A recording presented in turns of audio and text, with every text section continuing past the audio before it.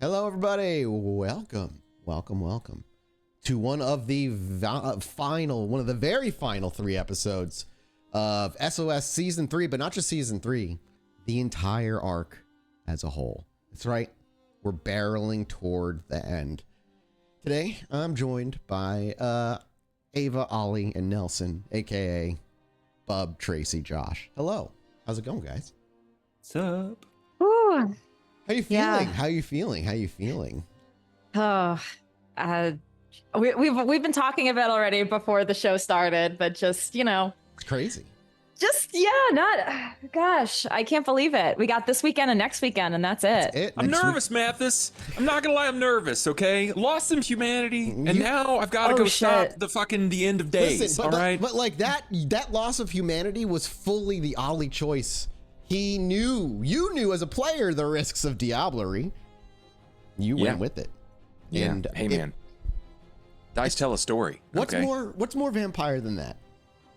The accidental loss of humanity to the most human character to Ollie. 3 seasons. Easily the human heart of the party. And that's it. We're here at the end. It's crazy feeling. I want to thank everybody here who's watching.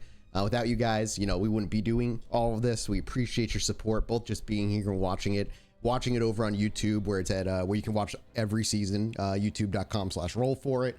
And support for those who support us over at patreon.com/podbynight. You guys are the lifeblood of what we do, and we couldn't do it without you. And everybody who subscribes right here on Twitch, you get some neat emotes, and you support this show in particular.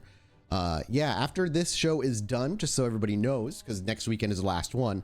I don't know, is it going to be the weekend right after, or is there going to be a couple weeks break? Do we know? I think we're coming back in October, actually. Okay. Cool. So it'll be a couple of weeks. It'll probably be like a month. Yeah. So we'll wrap this up. Was prospected to be Halloween. Okay, cool. That's right. That's right. The weekend right before, I think. Yeah. Yes. So there'll be a little bit of a break here on the channel. But we'll still have obviously the Pod by Night stuff going on. But October we'll be back with a Fallout show, picking up where our little mini series left off with Dot as the storyteller, who is an incredible storyteller.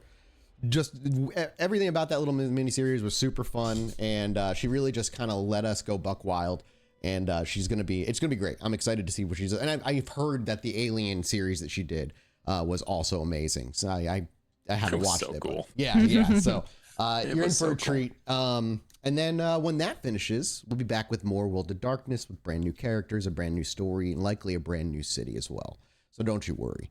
But yeah, we're going to take a break. I think it's well deserved after what's been 6 years. It will be 6 years, yeah. 6 years. 6 years. That's fucking insane. It's crazy. Yeah, man. Like in 6 years doesn't sound like a lot, but I was a different human being 6 years ago. I was in a different world, living an entirely different life. And it's just fucking insane. Time. What is it? I feel like I've learned a lot about how to role play. Like when I started as Ava, I was like very timid, and I was like not. I learned so much playing her, like how to role play and how to be a character and all this stuff. So like more than any other character I've ever played, I've learned a lot from Ava. It's a talent of you all, but I will say Tracy in particular, your ability to yes and even the worst possible fucking things that you've sometimes put yourself into, sometimes not. That's what's made Ava who she is, though. That dark rose, the what could have been.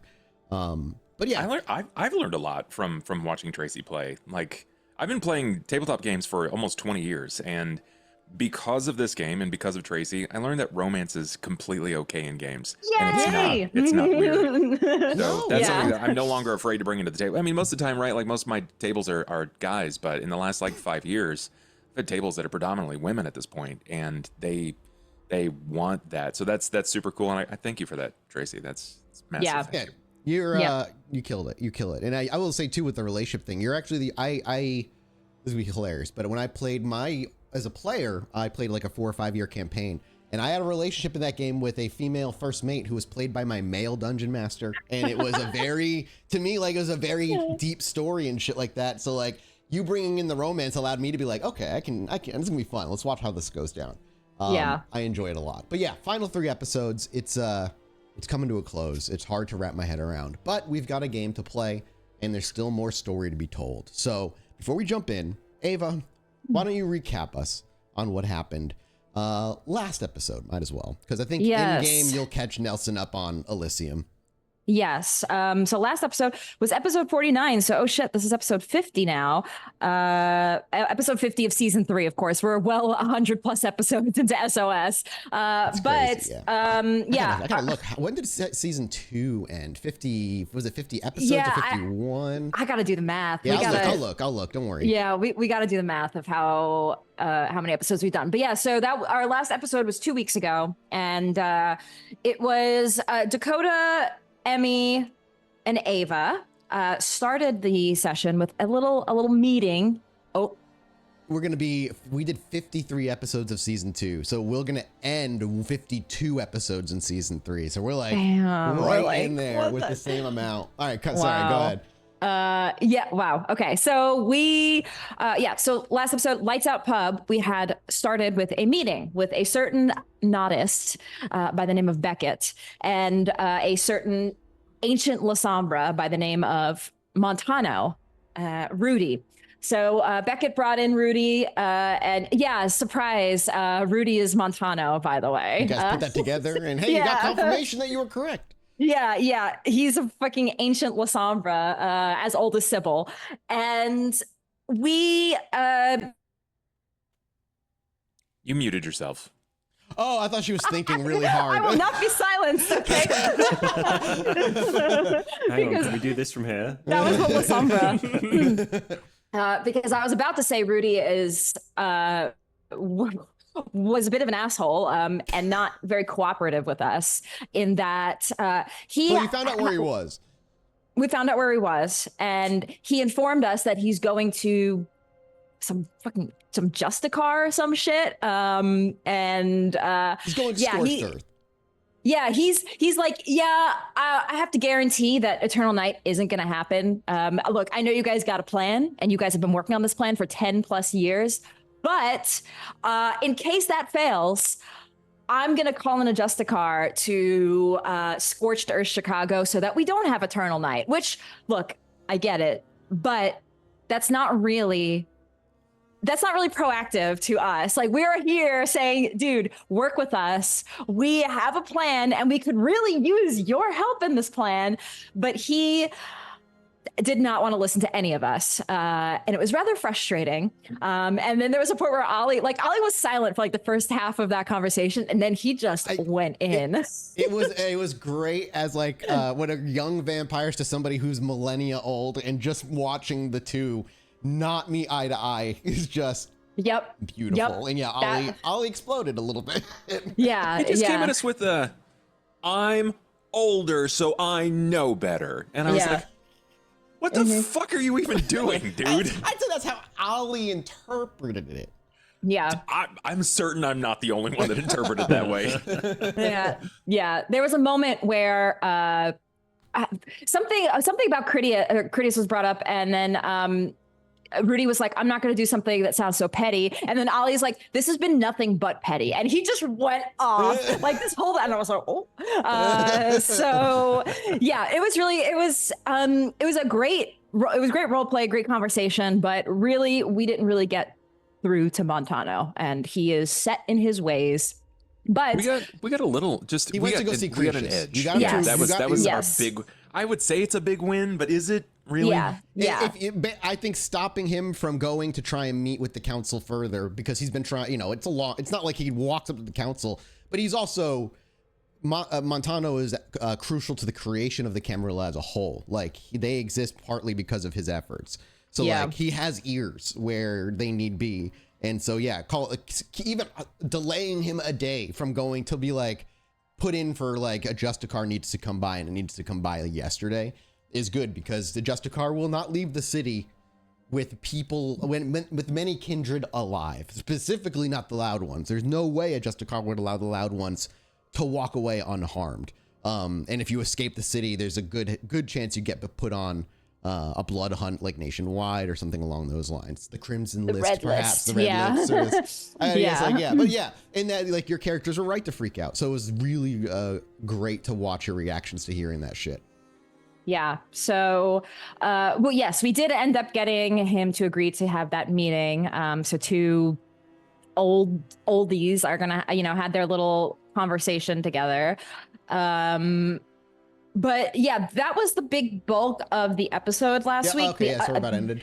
Yeah, the other things, Ollie went and talked to, I believe it was Edith, had some Nosferatu talk because their Primogen is dead. So it's like, okay, what's the next steps for the Nos of Chicago?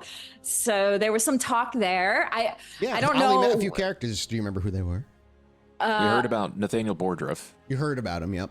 Yep. And then it was the person, the canon seat of Chicago, Khalid, yeah. Or the person pretending to be Khalid.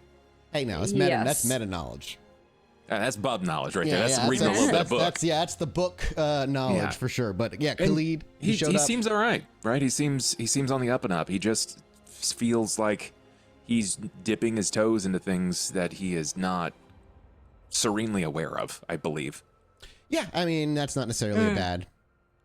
But Ollie told him like that conversation went like, you want me to step down from the position of Primogen and have your back, I'll do it, but you have to get your hands dirty. So yes. Come to this meet, be our eyes, let us know what you see, and interrupt the negativity that's going to be rained down upon us, and I'll step down from the seat because it's not really what I want anyway. It's just doing it until someone better came along.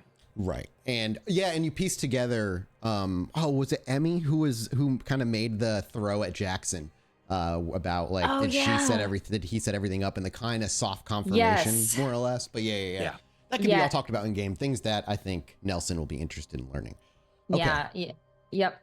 Go ahead. Sorry. That was pretty much it. Yeah. Emmy had the convo with Jackson. Dakota had a convo with Beckett on the boat, and that's pretty much where we ended. Yep. So yeah.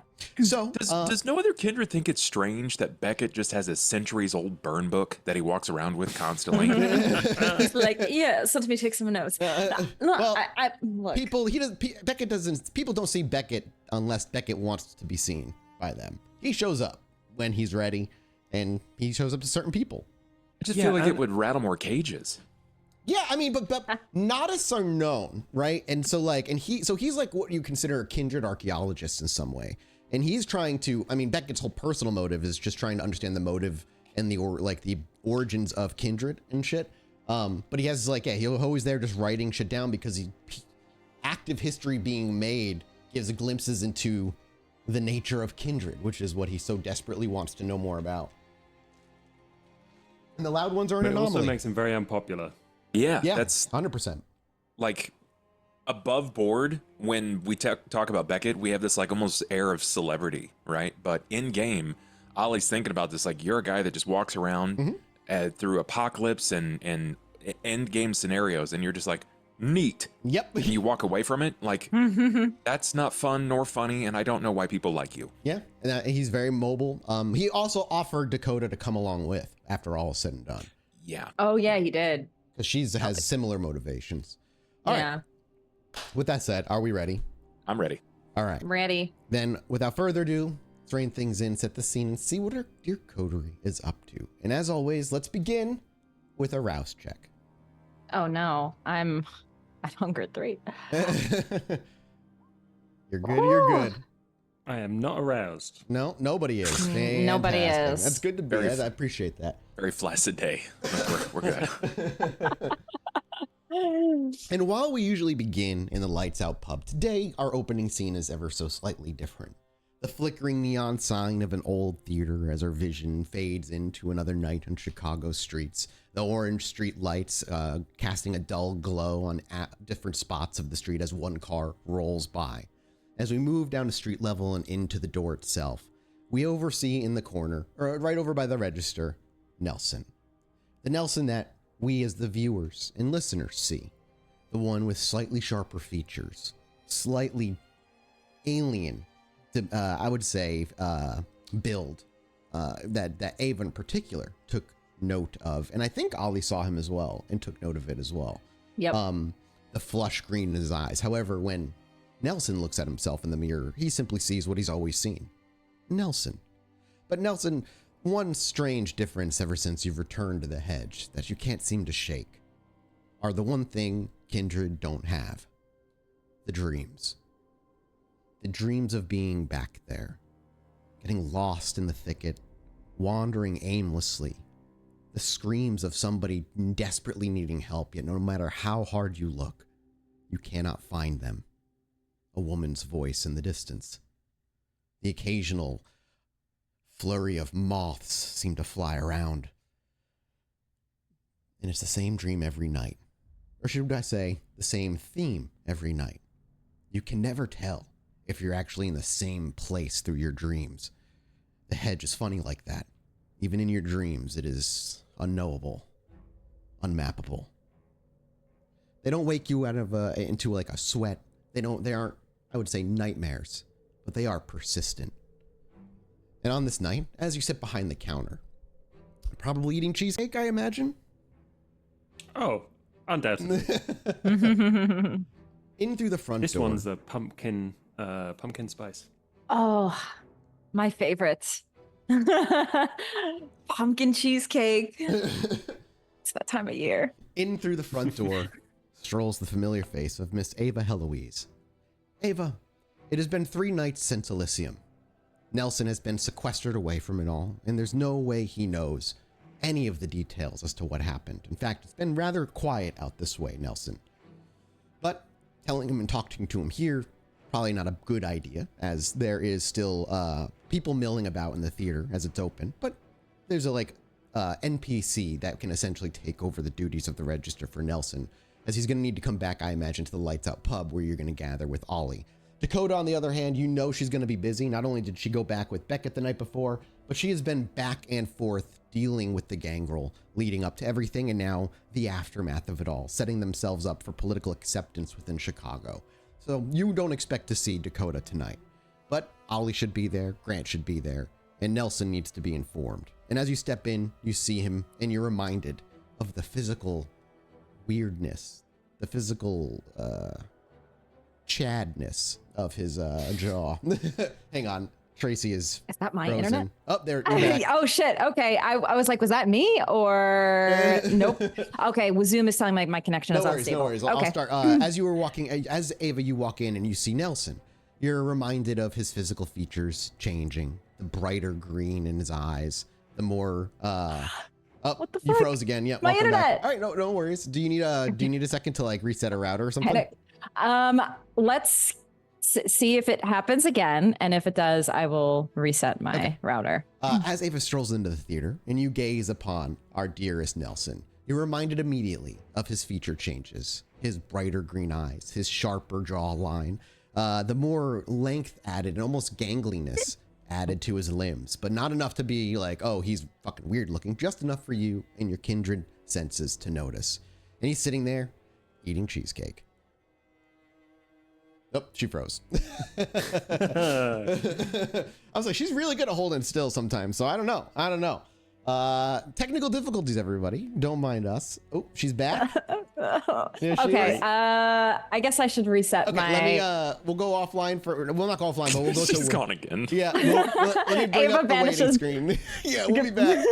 Don't worry. Sorry, guys. She comes in 3 times. Yeah. I eat 3 cheesecakes. We just see her just like, yeah, she keeps coming in. It's like that Rick and Morty, the game one that glitches over and over. What the fuck? All right, we'll be back, The fucking guys. Monty Python. We'll be back. Hang on.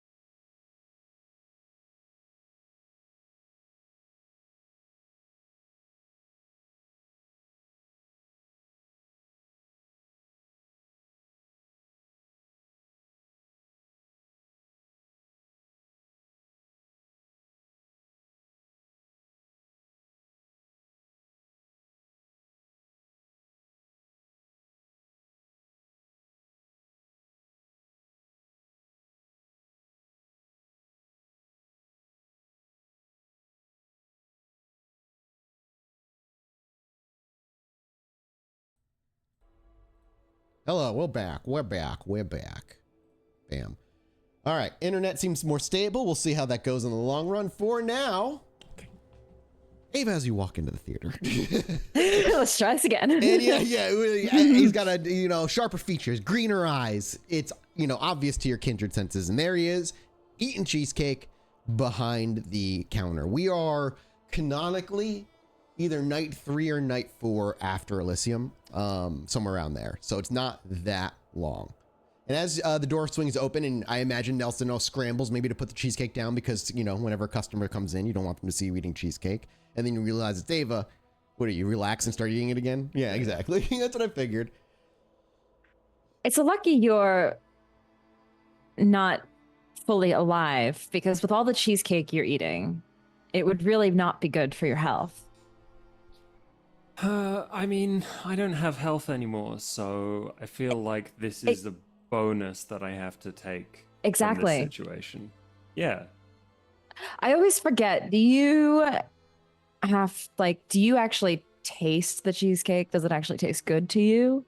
Can you enjoy it? I wouldn't eat it if it didn't taste good. I guess that makes sense. That's interesting. And do you get sick after? Sick? Like, from eating too much cheesecake? No. From eating cheesecake at all? No. Why? Because we do. Myself, Ollie, Dakota. Oh, As a matter of fact, Ollie can't even eat cheesecake anymore, period. But that's a whole story that I have to tell you about. I'm getting ahead of myself. Like spilling tea. No, it's not the Nosferatu thing. It's something else. There's actually a lot that's been happening, and I think myself and Ollie should catch you up. The government is in shambles. The camera. Maybe we shouldn't do this in the lobby of a cinema. Yeah. It's like an old couple who's got their ticket to like Rebel Without a Cause playing in theater 3. The old guy. Yeah. Old guy's like, I told you the government was in shambles. It is in shambles. It's always been in shambles. It's been this way since 74. And then the wife is just like, of course, like patting him on the back as they walk into the theater. You sent him off. I'm serious, Nelson.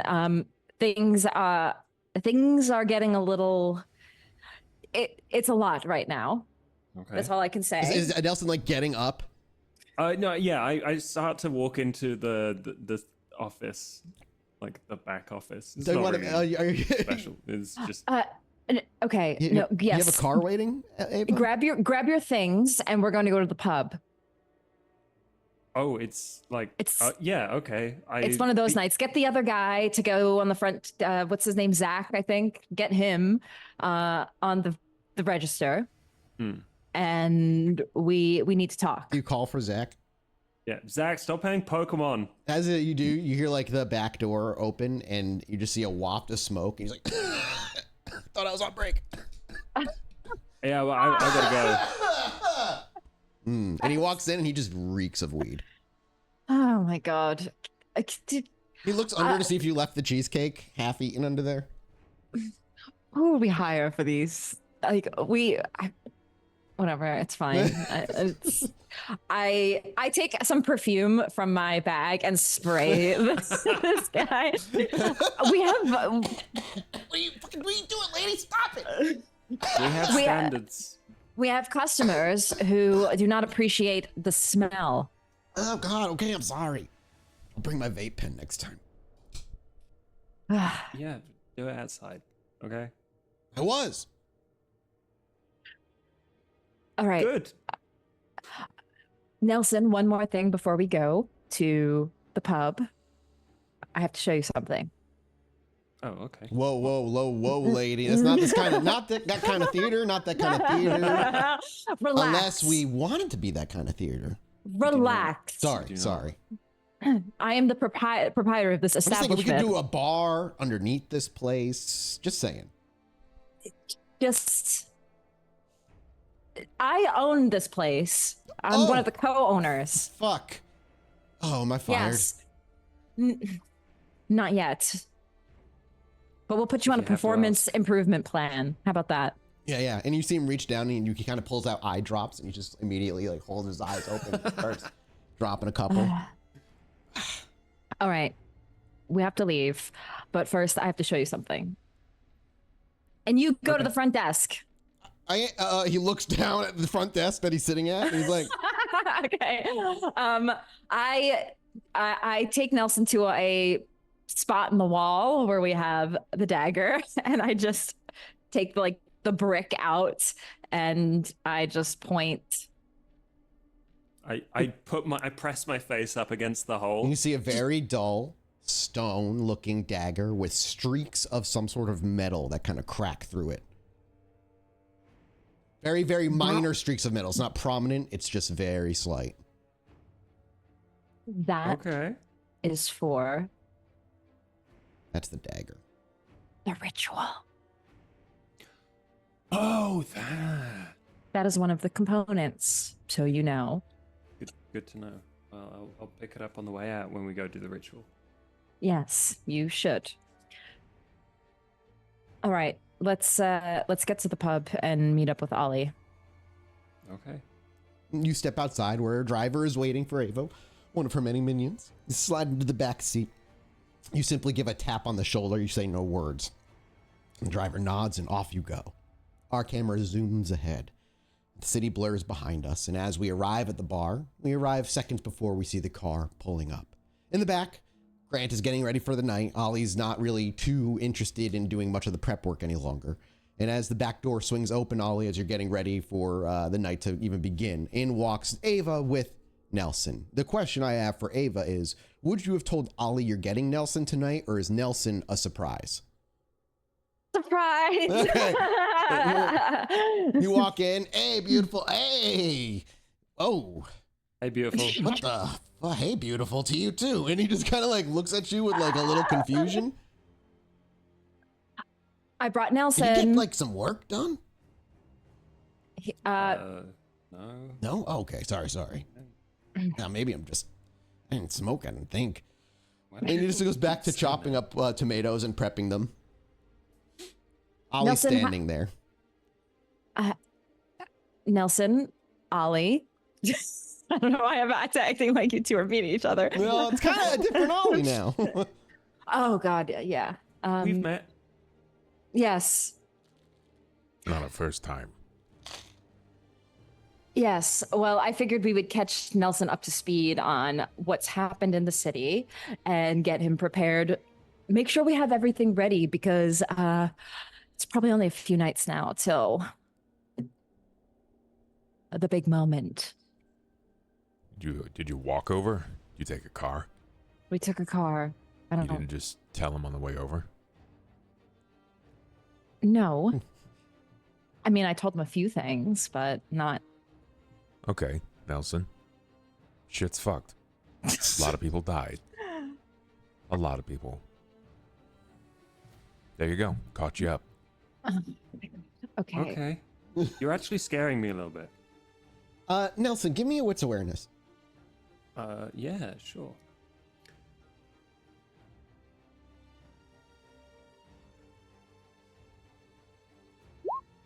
Four.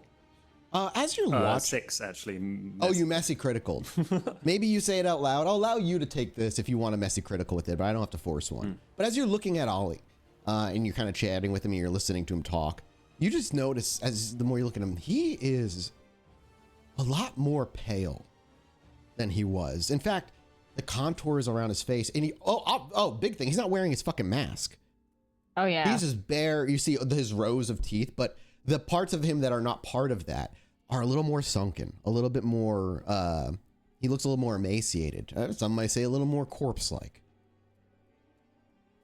And the flashing red eyes. Oh, the red eyes. Jesus Christ, that too. When yeah, Ollie just looks like you. Yeah, Ollie looks nothing like he usually does right now. You look fucked up as well.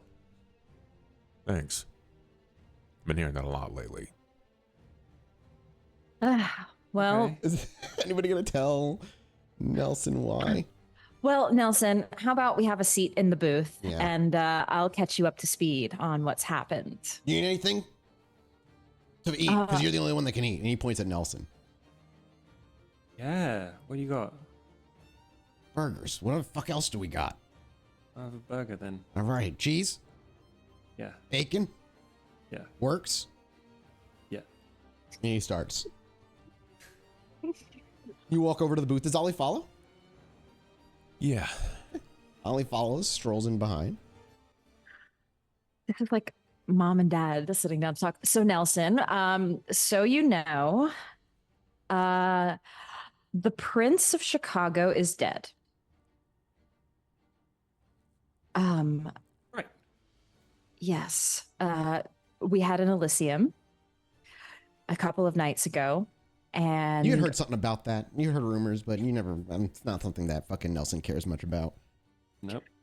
we had an Elysium a couple of nights ago, and myself and Ollie and Dakota and Emmy had some plans to have some anarchs come in, do a bunch of stuff. We had plans, but those plans were quickly thwarted when a group that calls themselves freedom fighters came in. One of them held a gun to Grant, threatening to kill him. Another torpered a Toreador that I care about. Another one killed the prince. And then another one killed the Nosferatu Primogen. So, and then one almost nearly killed the Tremere Regent, but Ollie saved them. So it got really messy and it got really bad. So, the Camarilla is a bit in a state of chaos right now, trying to figure out what the next steps are. So now's a good time more than any to, like, if you want to do some stuff that's not always under Camarilla law, like, this is a good time to do it. Which brings me to my next point. We had captured some of these freedom fighters. We suspect they're part of a sect called the Sabbat, and we've heard nothing but bad things about them. I'll let this go for Nelson. It's up to you. Or should I say Josh? It's more up to you. How much would Saito have ever educated Nelson about the Sabbat? I don't think they were ever a concern, so he probably would have just heard the name and that they were bad. Okay, so then that's all you know. Bad vampires. Yep, and that's all you really know about them. You've never bumped into any, as far as you know. We captured a couple from that night, took them back, and got a bit from them about where their hideout is, and they're keeping my sire, which is actually a concern. One of them was disguised as my sire, so it looks like my sire assassinated the prince, which is not great. But we took them, and Ollie and Dakota took care of them, not in our usual way. We realize that the knights are coming very quickly. We ate them. Okay, thank you. Okay, so we need to find a place to hide until we get to do our thing. I'm already packed. I can leave whenever. Yes, that's probably going to be very soon. This doesn't sound safe, right? It's not safe. We're not safe. Are we ever safe? Not really. For the time being, we're okay with the whole thing that they did. That happened, and I don't think we're going to be in too much trouble for that, well, unless somebody finds out. But I just know that we need to prepare for the next couple of nights. We need to make sure we have everything for the ritual. We need to get ourselves fed and bolstered. And we need to just prepare for everything. Okay. The nonchalantness maybe even catches you all off guard, knowing the weight of what the next few nights are going to be like, but it's impossible. Nelson has not been here for the worst of it. He doesn't understand. The worst of it was the hedge for him. And that was pretty fucked up, don't get me wrong. But Saito went through a lot of the hell. Nelson is almost the innocence left over. Are you sure you're ready for this, Nelson? I mean, I've never done it before, but I've been practicing. I know what it looks like. I know how I'll do it. I know I'm as prepared as I'll ever be. So, I mean, I'm good to go. We can do it whenever. When all of this is done, are you planning on staying in Chicago? Are you going to leave like you originally intended with the other Thin Bloods? And Josh, can you bump yourself a little bit, volume-wise, or bring Mike closer? I hadn't thought about it. I don't know. I don't think so. You're going to stay? But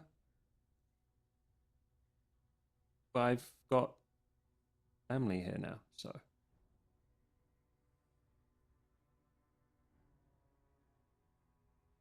Ava nods at that.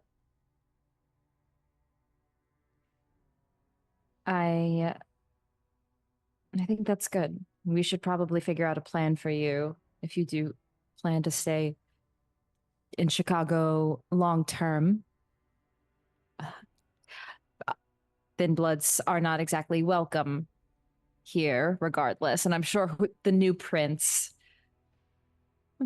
he probably will feel similarly. So we'll have to. What if I wasn't a Thin Blood?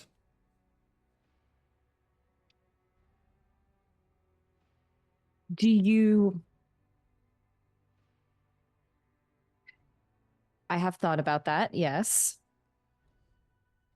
What did you think? I think that is a option to keep you safe because, again, being a Thin Blood, as you know, puts you in danger.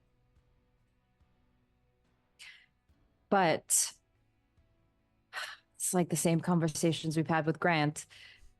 Doing that, there are other implications. The cheesecake, for example.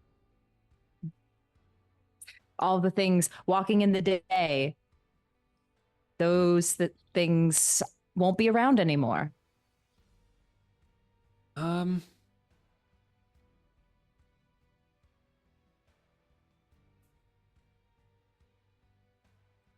might be okay with that. I've probably taken them for granted, and they have been useful.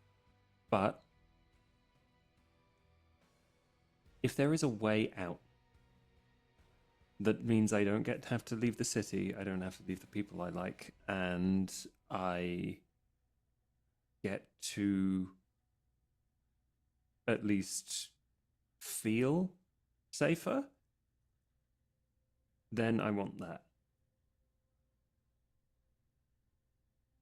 I hid in a hospital in a storeroom for years. And I don't want to have to do that again. I agree. I wouldn't want you to have to live in hiding your whole life. I wouldn't want you to have to live in fear. I think it's a good option. And it might be good to do in the time where the Camarilla is still reforming in Chicago, or when likely the new prince is ushered in the coming nights. There will be a bit of time where things are not as enforced. We may be able to seize that opportunity. That sounds good to me. The only problem is if I do it, I won't be able to use my Thin Blood alchemy. Yes. I won't be able to do the ritual. So we've got to do it after that. And that's fine. It won't be long. I agree. I imagine the it's thought would come to Nelson, if you were what Saito was, you could probably do it. But I don't know if that's something Nelson wants or would even bring up, but just as a reminder. I do have a question for you, Nelson. If you were to be fully kindred and not duskborn or whatever, do you know, would you want to be like me or like Saito or like Ollie? He just kind of timidly looks at Ollie like, I'm not answering that. I remember saying that I wanted to be like you. I think that's still true. And I don't... I think I would also like to be like Saito. So I don't know. What do you think?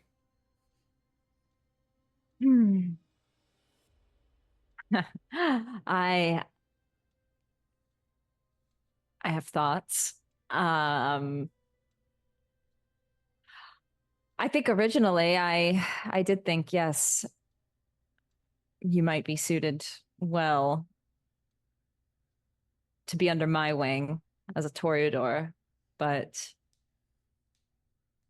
I think your skills, you're smart, you're analytical, very much like Saito.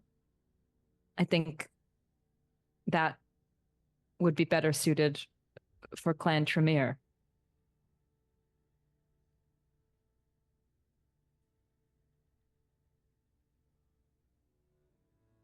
Okay. I always saw a lot of fear in Saito. So I don't think I want that, if that was what it was of his blood. But I think that was part him, but maybe also the Tremere do live in paranoia. They didn't exactly have the best start to their clan, which is a whole complicated mess that I won't get into right now.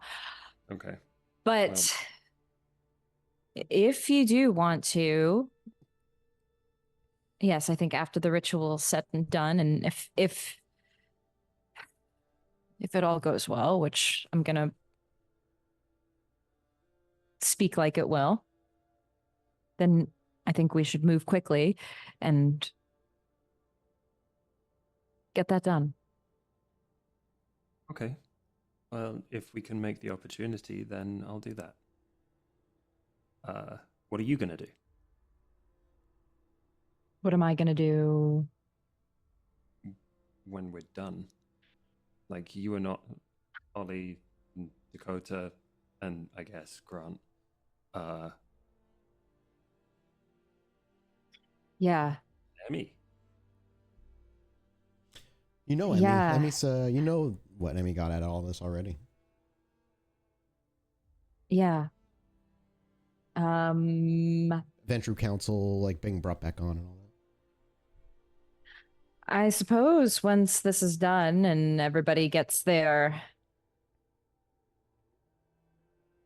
promises, the things that they asked for, like Emmy and Ollie, I don't know. I'm going to just rest for a bit and not have to think about the end. I guess I haven't really thought too much about what's going to happen after all this, because I have not thought that I would make it out of it for a long time. Not that I don't want to, I had made my bed for a long time, and I was ready to lie in that coffin at the end.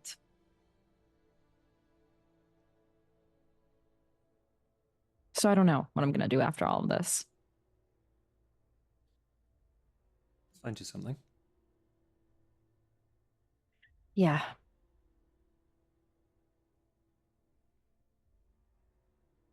Has Ollie just been standing there as he left? Ollie's been standing there. Okay. I think he's sitting at the table. Sitting. With them. Okay. At this point, Grant kind of saddles over and just rips the curtain open and done. Slaps a burger in front of, I almost said Saito, Nelson, and turns to walk away. Does not linger as the restaurant's about to get going or the bar's about to open. He just like devours the burger like he's never eaten before. I look to Ollie while he's eating this burger. Just get a read on Ollie. Ollie is an absolutely vacant stare. Like he's there, but he's a million miles away. Sigh. Ava sighs. Does she, Right, does she well, want to say something to Ollie, or was she just kind of like gauging him? I was just gauging his current state. Mhm. All right, well, should we talk about the ritual then and make sure we have all of our things in order? Because now that I no longer have a journal to keep notes in, because it was taken from me, I need to make sure we're ready for this and make sure we have all the supplies that we need and what we still need. So can we just do a quick inventory? Because I also haven't taken the notes. We have a knife. We have the knife. Hold on. Let me just pull this up really quick so I can make sure. The heart of the true believer. So that is, we plan to Murder what's his name? Yes. I'm very good at this. Vitel. So we're doing that first before the Sybil thing. So that we will get. We need the blood of the betrayed. We need to get that from Rudy. So, unfortunately, we're going to have to ask Rudy, because we forgot. Tears of the Innocent. Tears of the Innocent. I We could, do. Conjure some of those up. Yeah. Did we get tears? I'm trying to remember. From from what's her name that Ollie went to visit. Yes, exactly. Yes. Ollie's son surrogate parents. I forget their name. Okay. As far as the Rudy stuff goes, he went to go see Cretius last night and said that he would be here at least another night afterward, particularly to Dakota, because Dakota is like very eager to get a hold of him. Okay, so we will get that from him if he offers it, which he better. Personal belonging of Sybil, Echo of the Past, so that is the dagger, which we have. We need the dagger for the catalyst. Oh, yes. The Echo of the Past, I think, is the...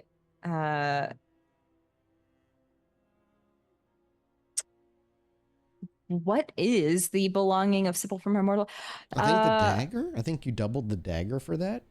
A blade forged from Yurgar. Yep. Yeah, so it's the catalyst. Ollie sort of abruptly like glances around, sort of like he's lost time looking at each of you, and he just goes,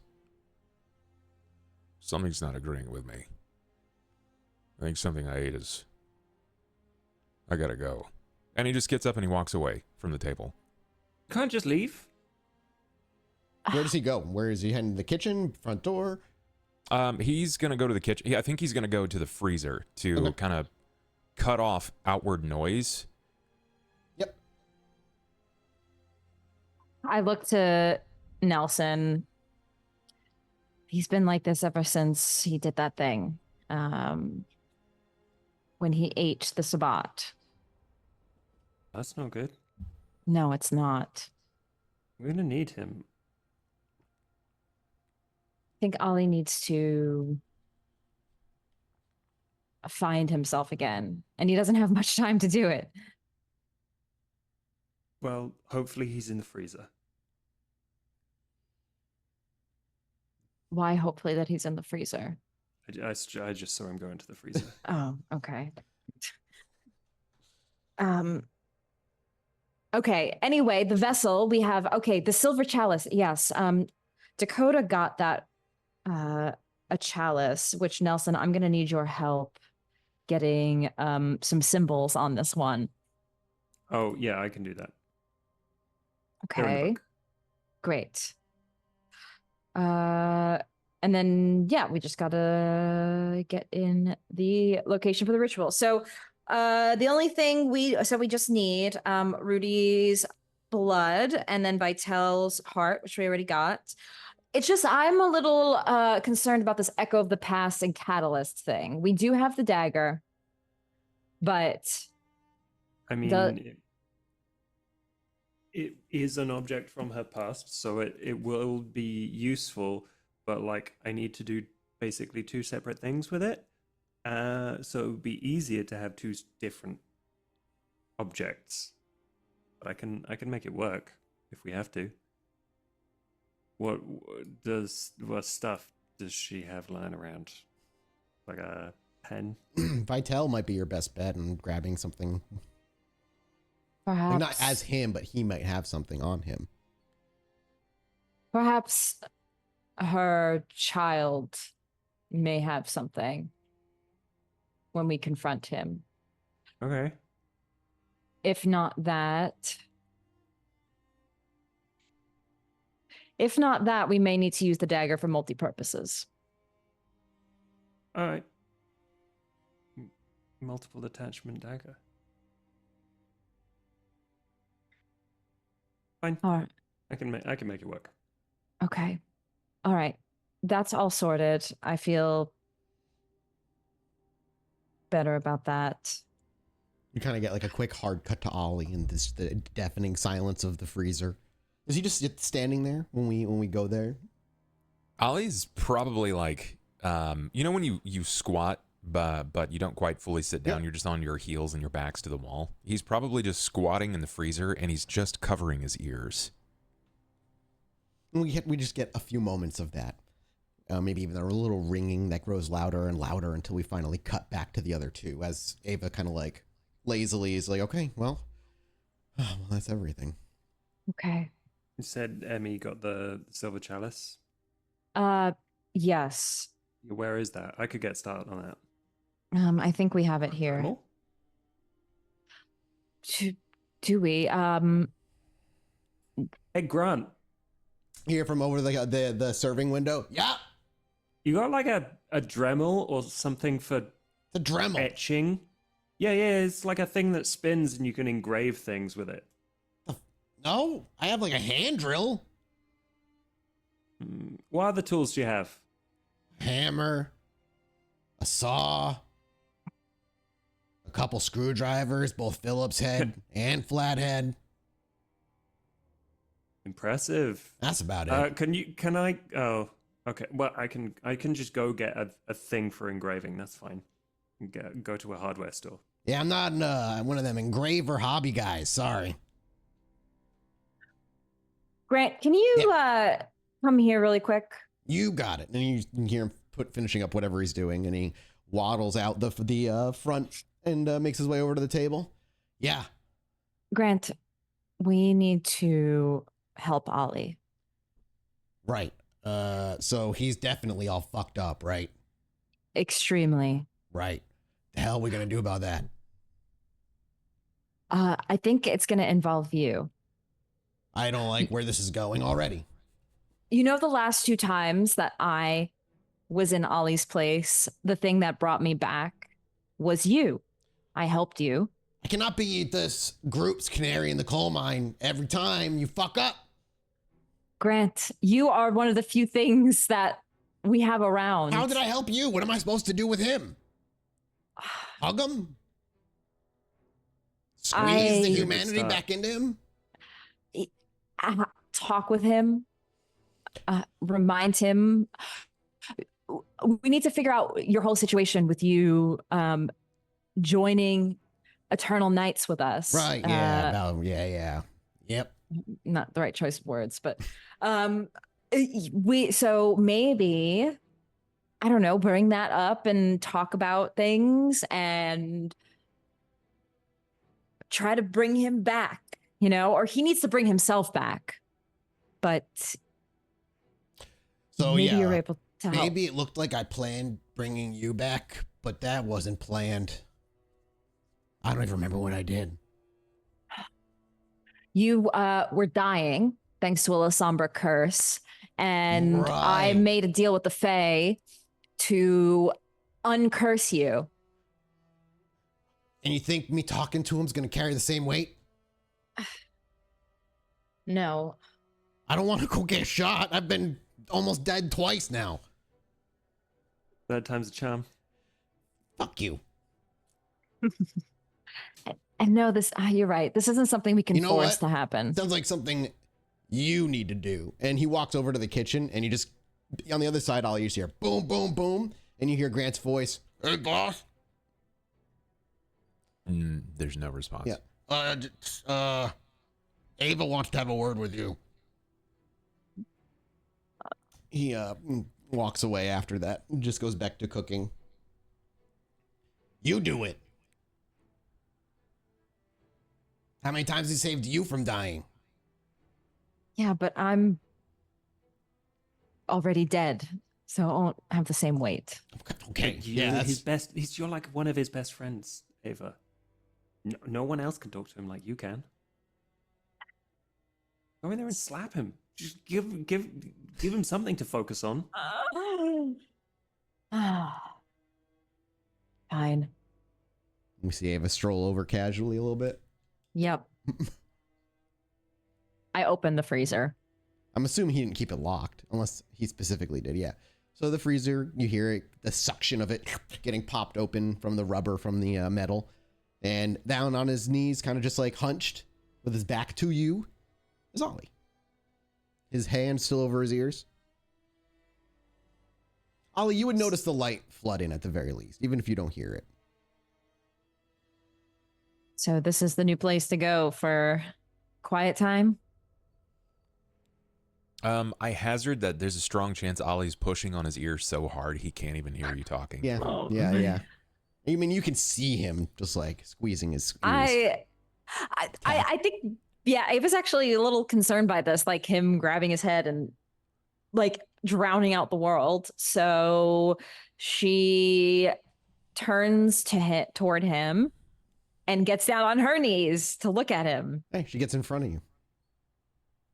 Meets you Ollie's eye to like eye. squinting his eyes so tight that you can see like beads of blood in the corner of his eyes. She puts her hands on your hands, like to like just grasp you. When you do, he kind of like panics and his eyes shoot open wide. And there's that moment, it's like that fight or flight where he kind of swings upward. I don't know like how close you are, but there might be a chance that he hits you. She moves away at that. Realizing that it's you, he kind of he spins around and kind of does like a turn to like one knee and just slowly puts his hands back up to his ears. I'm so sorry. Can you hear that? Hear what? No, you can't. It won't stop. It's like I keep hearing like someone next to me. I keep hearing bits and pieces of words, like phrases or like these thoughts that are there's flowing through my head. Some clear, like there's someone next to me.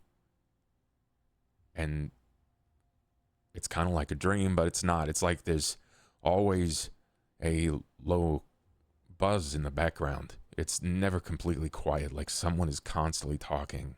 And I can't focus. It's fucking me up. Ava, you are intelligent enough to piece together likely what's happening as you went through it. And while it wasn't as chaotic for you, the echoes of those you imbibed lingered for quite some time. You never have imbibed or took the blood of a Malkavian before, but everybody's has heard stories, and it's only been a few nights. You've been through this before, similar anyway. Yeah, it's gonna be like this for a while. You took from somebody who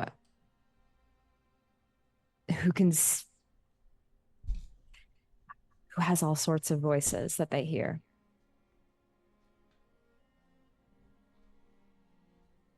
What do I do about it? For you, Ava, and for many, it tapers over time. In time, it'll get better.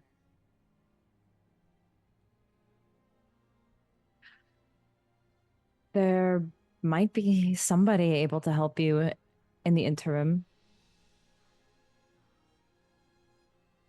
He keeps kind of like turning to the left, like something is drawing his attention to but there's nothing there. It's almost like he's deferring or leaning to the left-hand side, like he's like it's lame, or he's limping from something to the left-hand side. And then in a moment when you're saying that, he just kind of nods, and he takes his hand to like his pinky finger, and you see him rapidly hit the inside of his ear. And when he pulls his finger out, it's like it's coated in vitae. He unclenches his jaw a little bit. It stopped.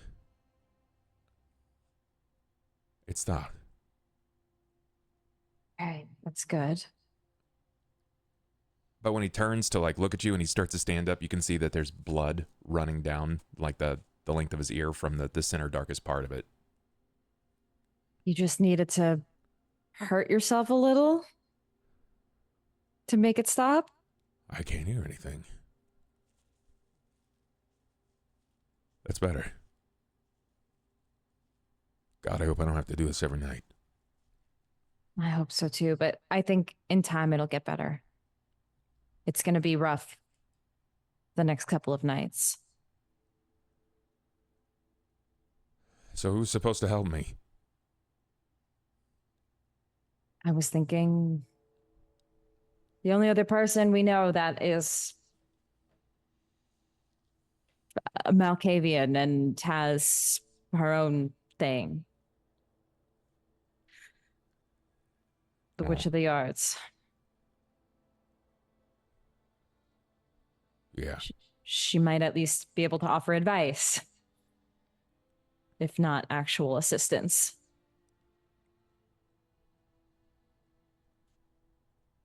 Yeah, no, yeah, you're right. Maybe I should go. Do you need me for something? Do you need something else here? No, Nelson and I are gonna work on some things. I'm gonna help him engrave stuff in the chalice for the ritual. Okay. All right. Well, I feel like a burden right now, so I'm gonna go. You're not a burden.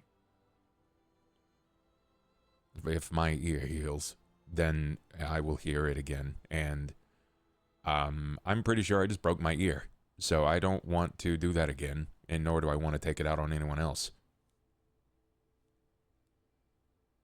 I understand. Is Ollie just I'll go gonna see the witch? Okay, he just steps up and kind of wordlessly just walks through the kitchen, out the back door. Grant watches, but he doesn't say before he anything. even hits the door. He obfuscates and just disappears. Yeah, and Grant doesn't say anything. He just watches. Eventually, I imagine Ava strolls out afterward. So that went well. He's going to see your girlfriend. Oh, Wait a minute. He better not hit on her. No. Oh, yeah, he wouldn't. He wouldn't do that. You could go with them maybe for a little company. He looks around. I don't see anybody else here to town to take over tonight. I didn't schedule anybody else. Fine. Hopefully you'll be good, but Yeah. I think she'll be able to offer him some temporary solace for what he's going through. I hope so. She's she's real smart, you know? She says things that make no sense to me, and man, she's so smart. And you just love it, don't you? Yeah, I imagine she knows what she's talking about. And does Ava just walk away at that? Yeah. Back Ava out. walks to Nelson. Yeah. So you're gonna be spending time etching the runes onto this thing. I'm just gonna need a couple of rolls here. Oh boy. Who's gonna be the main one doing it? I imagine it's Nelson because it has to be almost. So I am the artiste. I was gonna say you are the artist. True. I do have a craft, and I have a specialty in That's craft. true. Okay, fuck. if we have to roll craft for this, It would be, I would say dexterity craft, but first, because you're going to be guiding her, right? You're going to be telling her what she needs to write. So I want from you first, Nelson, an intelligence occult roll to. God, I don't have any dots in well, occult. okay, yeah, you shouldn't be Tremere. Never mind. You have no dots in occult? You have no dots in occult. That's Do you want to a rouse the crime. blood and add a d10? Yeah, I should. You probably should. I'm not looking for an insane number of successes, but what's your pool? 3? After rouse, though, it's 5? No. After 3. you rouse, it's 3? Yeah. I've Are got you- 2 intelligence. I love Are this. you and I kidding get me? 1. I love this. I have no Great. occult. It's fine. It's okay. It's okay. He has no occult. He doesn't think need a cult after- to figure shit out with a fae. Yeah, I was gonna All say, yeah. Go ahead and give me your intelligence occult roll.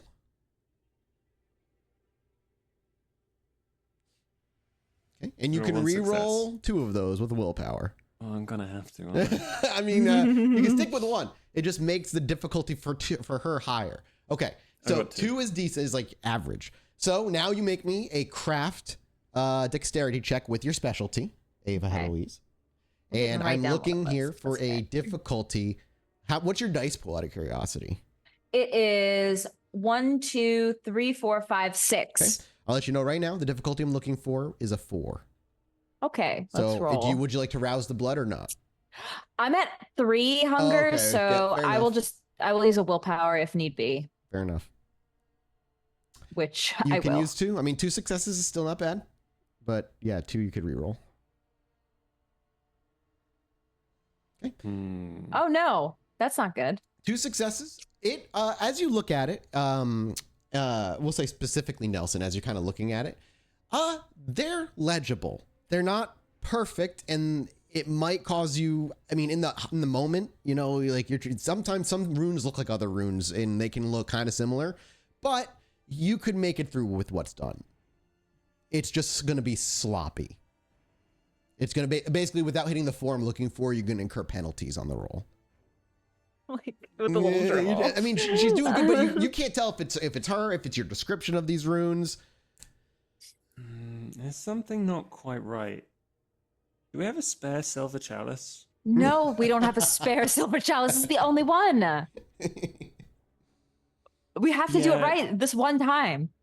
Unless we just wipe it clean and like I drill down and then we read it. Yeah, no, you no, just no, no. you could like You shave just off a layer and like. mirror- I mean, you could get like you can make it thinner. I mean, Can you just describe them better? Ava's getting annoyed. Oh, I hadn't thought of that. Of course, I'll just tell you these complex magical runes better. Then you do it. Okay. All right, do you shave a layer down? Yeah, I think we need to do this again. We need to do this properly. Okay. I will do it again because I still think I have a better hand than you. I've been doing this for years. You've already described them once. You get a +1 to this pool of intelligence occult for the second time around. Would you like to rouse the blood one more time? I'm gonna. Okay, beautiful. You've had good dice rolls on your hunger. Yeah. It's worked for me this evening. So you're gonna have a dice pool of 4, right? Yeah.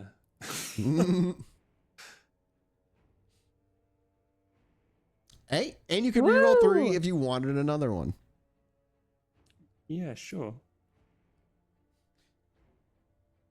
Wow, beautiful. 5 successes. I need Listen you to make me very carefully. Yeah, it's almost like when he does this, there's almost a moment where you're like, oh shit, Saito. Like that the confidence, the assuredness in his voice. You may re-roll me. It is a difficulty of 1. Dexterity craft check. Thank God. Okay, I'm not gonna rouse. This was the only time. You would not have been able to shave another layer down without being problematic. This thing is not like a thick silver chalice. It's like an old antique. Yeah, with 4 successes. After it's all said and done, it takes probably an extra 10 minutes because he's being so thorough. You're going almost like inch by inch to make sure you get it correctly. When you sit back and look at it, it is beautiful, whatever the fuck it says, Ava. Like, he described it, but, you don't know what the fuck you're looking at. But for you, Nelson, this is perfect. You can look at this and you know exactly what you're looking at. Okay. No penalties. In fact, maybe even a bonus at the time of it happening. With that done, you sit back and you're like feeling a little bit better, I imagine. That's way better. Thank you. Look at that art. And as you hold it out, be careful with it because it's really fragile now. Yeah. Our camera kind of like really zooms into the runes themselves, and it kind of moves around the glass until we catch the light of one of the ceiling lights on the bar, which kind of illuminates, and then for our own vision becomes kind of orange and then crackly as it becomes an ever burning but not heat induced fire. As we pull back, we are already in the yards, and somebody with their trash bags and cans wanders around the corner, bringing Ollie to the witch. She's sitting there on a plastic little barrel flipped upside down, and as you wander around the corner, you see her leap up, and she has a pleasant smile on. She runs over, and she places her hand like on your face, and she's like, I like this so much better than the mask. Look at you smile. And she just like draws across your mouth and steps back, and she realizes obviously there's very little response coming from you, and she immediately drops the happiness and tilts her head in a curiosity. Oh, you want something? A smile returns, this one more wry. She walks over to the fire and gestures for you to sit like she always does as her posture relaxes a bit. I'll sit. Okay. Go ahead. I can't stop hearing things. Oh, you think a lot? You're smart. No, I ate someone, and I can't stop hearing their thoughts. Oh, you're a bad boy.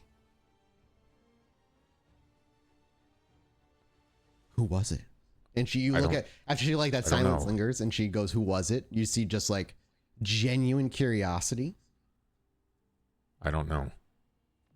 They Are killed you Snitch. And then you see her like kind of get like taken aback when you say that, but then almost brushes it away and then goes back again. Are you still you? And she kind of tilts her head. Her hair falls past her knees. If I wasn't me, then how would I get here? Well, maybe you're fighting to still be you. Why do I hear someone in my mind? Because you took them on.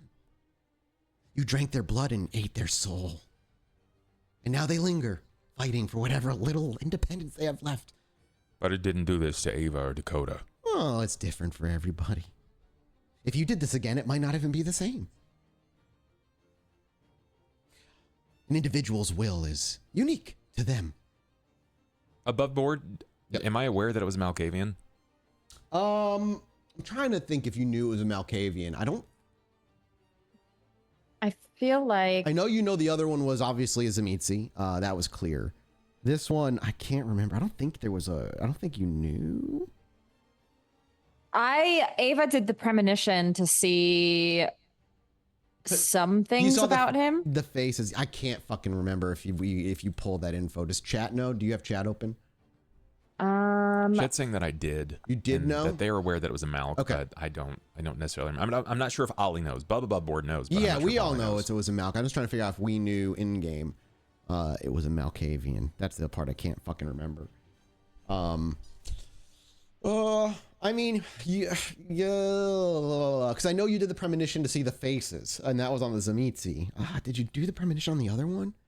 Ava said Rockwell says Ava said it to Ollie. Okay. So Chat is saying I did know. I had thought I did premonitions on both of them. Maybe. Yeah, then I would say then we'll go with it for the sake of the story. Even if it didn't happen on camera, we can say off camera there was maybe a conversation where Ava discusses. But yeah. It was a Sabbat, and Ava said that it was a Malkavian. And when you say Malkavian, she goes, "Oh, you hear the truth or lies. It depends." I want it to stop. It will. For you, it will anyway. If you are still you, which you seem to be. That's just what's left of the madness. What am I seeing? What am I hearing? The truth or lies? I can't tell you. I don't know. That's the glory of being detached. You see things for as they are, always as they are, unless they're not as they are and something that they shouldn't be. But then you know there's something that they shouldn't be. It's different for everybody. Theories, I don't really care about the theories. You are in touch, briefly, with. How do I just wait? Yeah. And she smiles. If you are you, are you you? I think I'm me. I don't That's even know better what that than not means. thinking you're me. It'll go. Like whispers in the wind, it'll disappear. He'll subside, dissipate, become part of you, as his blood. But see, the blood puts up a brief fight. The soul, what's left of it? Well, that never wants to let go. But when you commit the forbidden act, and she shrugs when she says that, that's why it's forbidden. What do I do if I'm doing something crucial or important and I start seeing shit? Well, if you're you, ignore it. It'll go away. If you're curious, well, it's up to you. Are you seeing things? I've seen faces. Hmm. I've seen a lot of faces. I've seen people I don't know and I feel like I know them. Well, it's difficult to explain. You are touched to the rest of the bloodline. There's almost a running through line between everybody within that clan. It is how we see things for how they are, or how they're not. So then I just wait. You want them gone now? I have a feeling that having them gone now means I have to do something that I'm probably not going to like. What do you have? Voices. That's what I have right now. I have voices. I want my boyfriend. She smiles.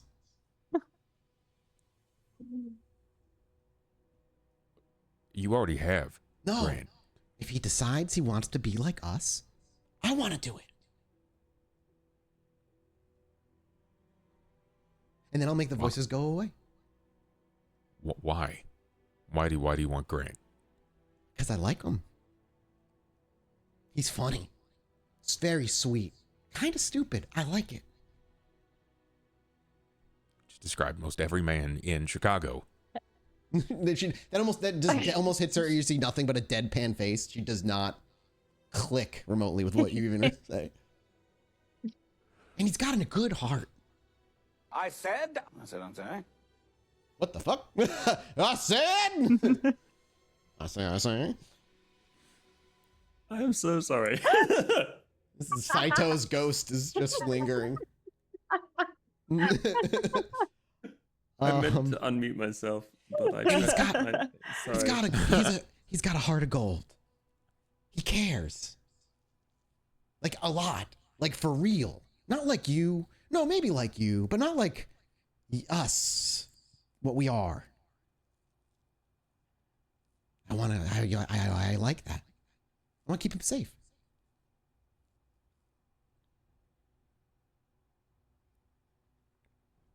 I don't know what matters more right now, the sounds in my head or him losing agency. I would not force the choice on him. I said, if he wants to, I'll be the one to do it. Not any of your coterie. But then... No, I'm sorry. She Grant shrugs. would... I'll just suffer it. I'll suffer it because if he's going to get what I'm getting right now infinitely worse, there's no way I could see him through that. Oh, she smiles. See, you're not meant for any of this. You're a Nosferatu. You're not made for it. Yeah, Grant and I are not so different. She thinks for a minute. Kinda.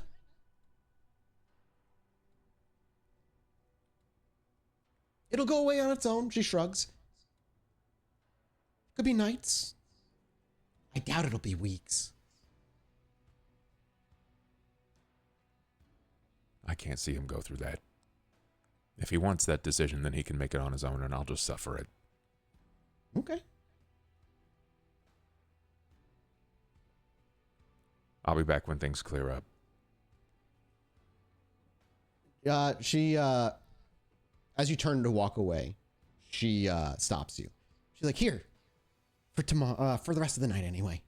And she just hands you little swimmer's earplugs that look cracked, used, sun-baked. What's this? It'll just stop the noises for the night.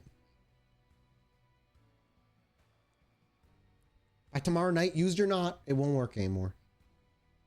Is it just for the night or after when I use them? Oh, it's just for tonight. Use them or not. He stuffs it in his ear. And as soon as you do, all the voices in your head stop. You can think. Probably like a very visible release of tension in his face. Just some relax. Oh, God. You can hear her dulled a little bit or muffled, but she's clapping she's smiling wide. A very different Ollie would probably like hug her. But yeah. This Ollie's just like, thank God. And you leave? Yeah. Back to the pub. No. Where to? Ollie is going to take advantage of this time alone to break into Snitch's house. Ah. Well then, why don't we fade to black and go on break? It's 5 o'clock already. We'll be back in about 10 minutes or so, and we will continue this on. Don't go anywhere. I already muted you.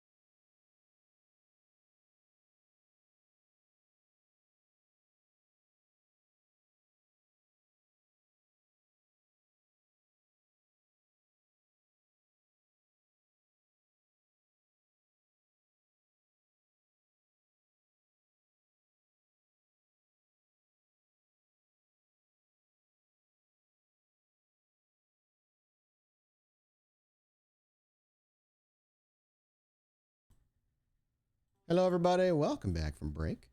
We're going to jump right back into it. Ollie, you making your way back to the bar. But before you get back there, while I imagine Ava and Nelson are finished with etching the things into the cup, while you're sitting there chatting, the front door swings open, and in strolls a face you were definitely not expecting to see tonight, Ava. Nelson, obviously never, probably. In strolls Brett Stryker. Oh dear. He's clearly looking around for one of you. I did see him. Yeah, there you go. At the theater. Yep. I think. Oh yes, you did. You did meet him. Yeah. Brett looks around, sees you, unless you're hiding still. Is the curtain still drawn? I would say the curtain's open at this point. Okay, so he would see you, and he would have a big old smile, and he'd stroll on over. Brett Stryker. Ava Heloise, and that's the Saito kid, right? Yes. Right. Yes. Nelson is his name. Right, Nelson. Well, that's probably important for you to know, too. He puffs his chest almost a little bit. There's a confidence and a swagger that, yeah, you see Brett striding with often, but this is different. This is not the confidence you see him with in a club or a Toreador party. He almost seems to be trying to carry himself with some form of, what would we call it, like a proper air about him. He's trying to keep a formal almost. He's keeping himself upright. He's not trying to make any lewd gestures or anything. In fact, after he makes his introductions, he goes right into it. So I'm on here about in a bit of an important mission. I don't know, I shouldn't say it like that. It makes it sound way more dangerous than it is. But the council has made a decision, and thanks to Mr. Jackson himself, I am actually able to take on a few official duties. And I'm here to let you know, and a few others out there, not just you, that for now, the council has deferred to Jackson as the default prince. There's no official announcement yet. They still get approval from something. But for now, the council is deferring to him, and he will be acting as prince. And so, should any laws be broken within the city, the council will back Jackson as temporary prince until all the official paperwork and shit comes through. Wow. I guess that seals the deal then. Our next prince is going to be Ventru.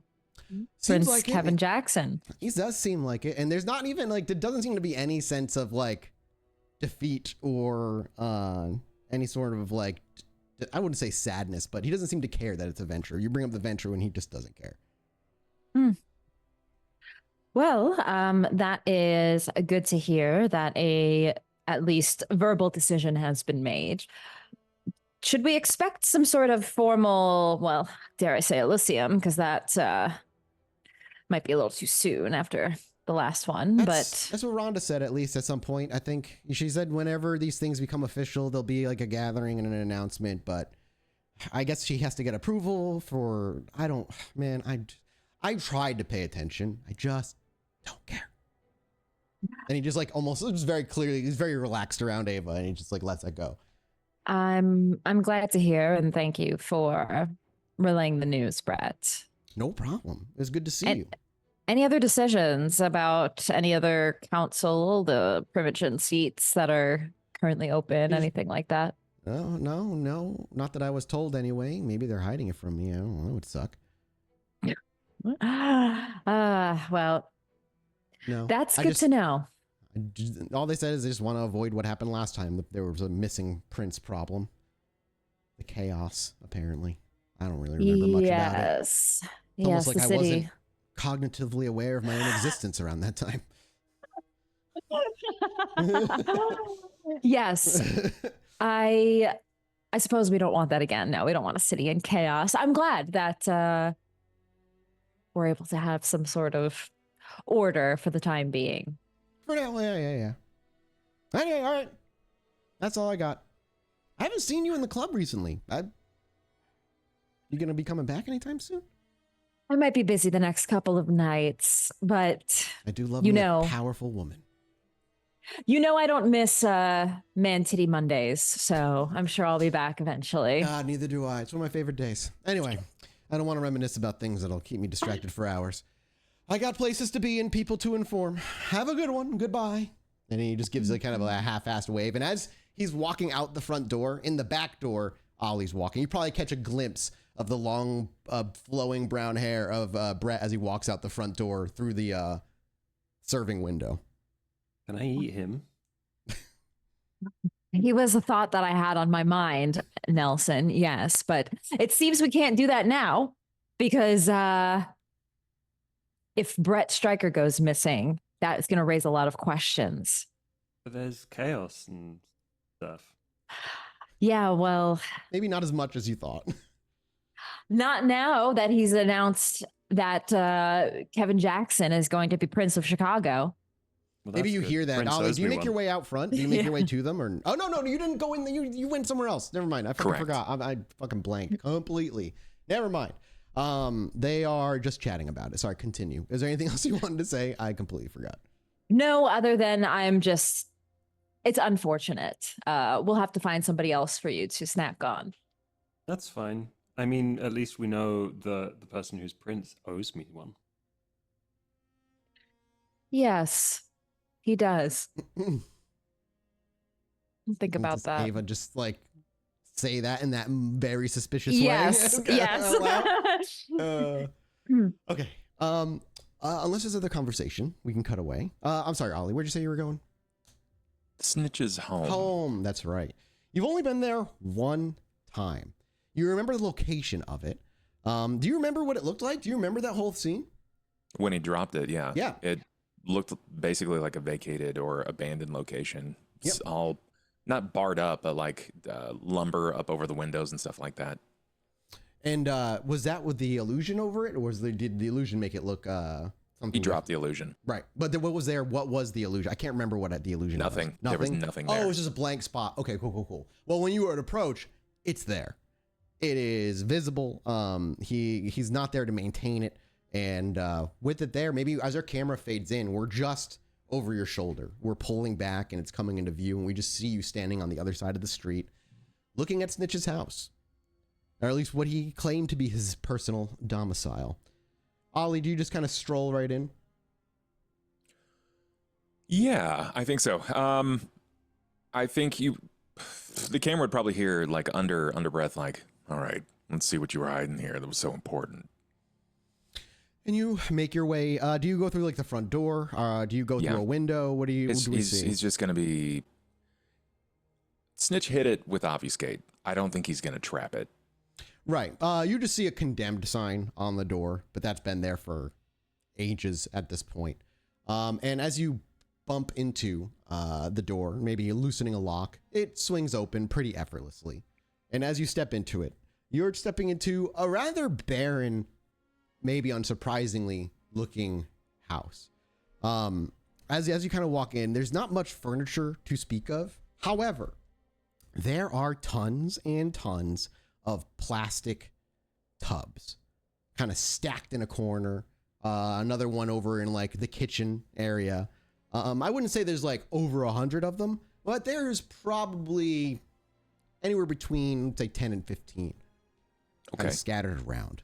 None of them are wide open. All of them are closed. None of them are labeled in any way. Are they heavy? Yeah, well, you can see through them, so like you can see that they're okay, so clear. They're clear tubs. Got it. Yeah, clear tubs. I should have made that clear. They're stacked with papers of all kinds. Then, do you want to explore the rest of the house, basically? Yeah, I want to see what else is there before I immediately defer all attention to these. Wits investigation check, please. Sure. I'm gonna rouse. Wits investigation. This is not a brilliant roll for me. It's fair.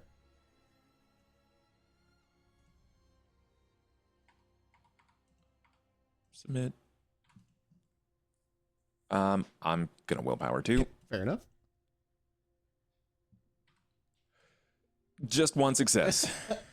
You wander the house, and as you do, again, what catches you is just how barren it is, or perhaps maybe not even all that surprising, knowing how much time Snitch typically spent underground. It becomes very clear to you that this was a place where it was probably what he considered his one great safe spot. Like you said, there aren't many traps. If there are any traps around, there are no runes inscribed. The confidence in his ability to keep this place a secret on display at all times. Moreover, You knew for how a very long time Snitch was invaluable to the city. And if anybody made a move against Snitch, no matter, it would be investigated and heavily likely dealt with. So there was no feeling of need for traps. You do find down on the first floor a loose floorboard that leads into a self-dug hole big enough just to maybe curl up with your legs, your size particularly, to curl up and lay in there. And you could pull what you see under, if you like feel under, you can feel like a tarp underneath that would be pulled up over as the board is slid up. It's almost like attached to the wooden board. Sunproofed, makeshift little place he probably slept. Okay. All of these tubs, it's just all paper. Papers. Nothing with any kind of like do you start objects? Looking through them? Like, do you start going through shit? The tubs themselves? So. Sure. Go ahead and make me another wits investigation roll as you start going through these things. You're obviously looking for larger objects, clearly. But as you're looking through the papers, are you actually, I should clarify, are you just looking for larger objects within these tubs, or are you also looking through the paperwork? Well, I'm starting with objects first, see if there's anything that would catch his attention. But sure, yeah, that's where we'll start. I gotta look at something real quick. Because Ollie's certainly going to need time to like fan through the information, so he's just kind of doing a quick cursory glance, and without rousing, I got 1 success. Okay. As you look through these tubs, you actually do find something that's kind of large. Large compared to the papers, as it kind of presses up against the plastic. As you reach in and you feel a metal tin, maybe the size, maybe like 3 inches long, 3 inches wide, 1.5 inches or so deep. And as you pull it out, you actually maybe have seen these, maybe when you were younger, but certainly they've been around forever. It's a small tin of Jack in the Box, where you put you fucking metal things in the ground and you bounce the ball and scoop them up. Well, fucking worn. And you can see that one of the date on it is like produced in 1921. Oh, wow. Okay. The title on it is Jumbo Jacks, specifically. Jumbo Jacks. Was this just a loose tin, or did this have something attached to it or anything like that? It was just loose, but if you opened it, it has everything in it. There's not a missing piece, not a missing ball. And even the little tiny paper describer of how the rules are, as faded as it is and well worn as it is still in there. Okay. Wits awareness, please. Of course.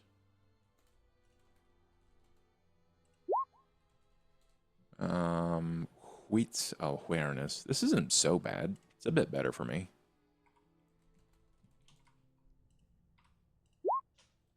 Three successes. You would see just on the back, faded after a long, long time. 2 initials, RB. RB. Doesn't ring any bells. You didn't really, it doesn't really. Ollie wonders if this was something that would be, No, that would be HB. He probably thinks that this might be something of his childhood, and he'll pocket it, I think. I think he drops it into his pocket. Yeah. If he doesn't see anything else of immediate note, he's going to start doing the long thing of moving these. Yeah, absolutely. I mean, you are supernaturally strong.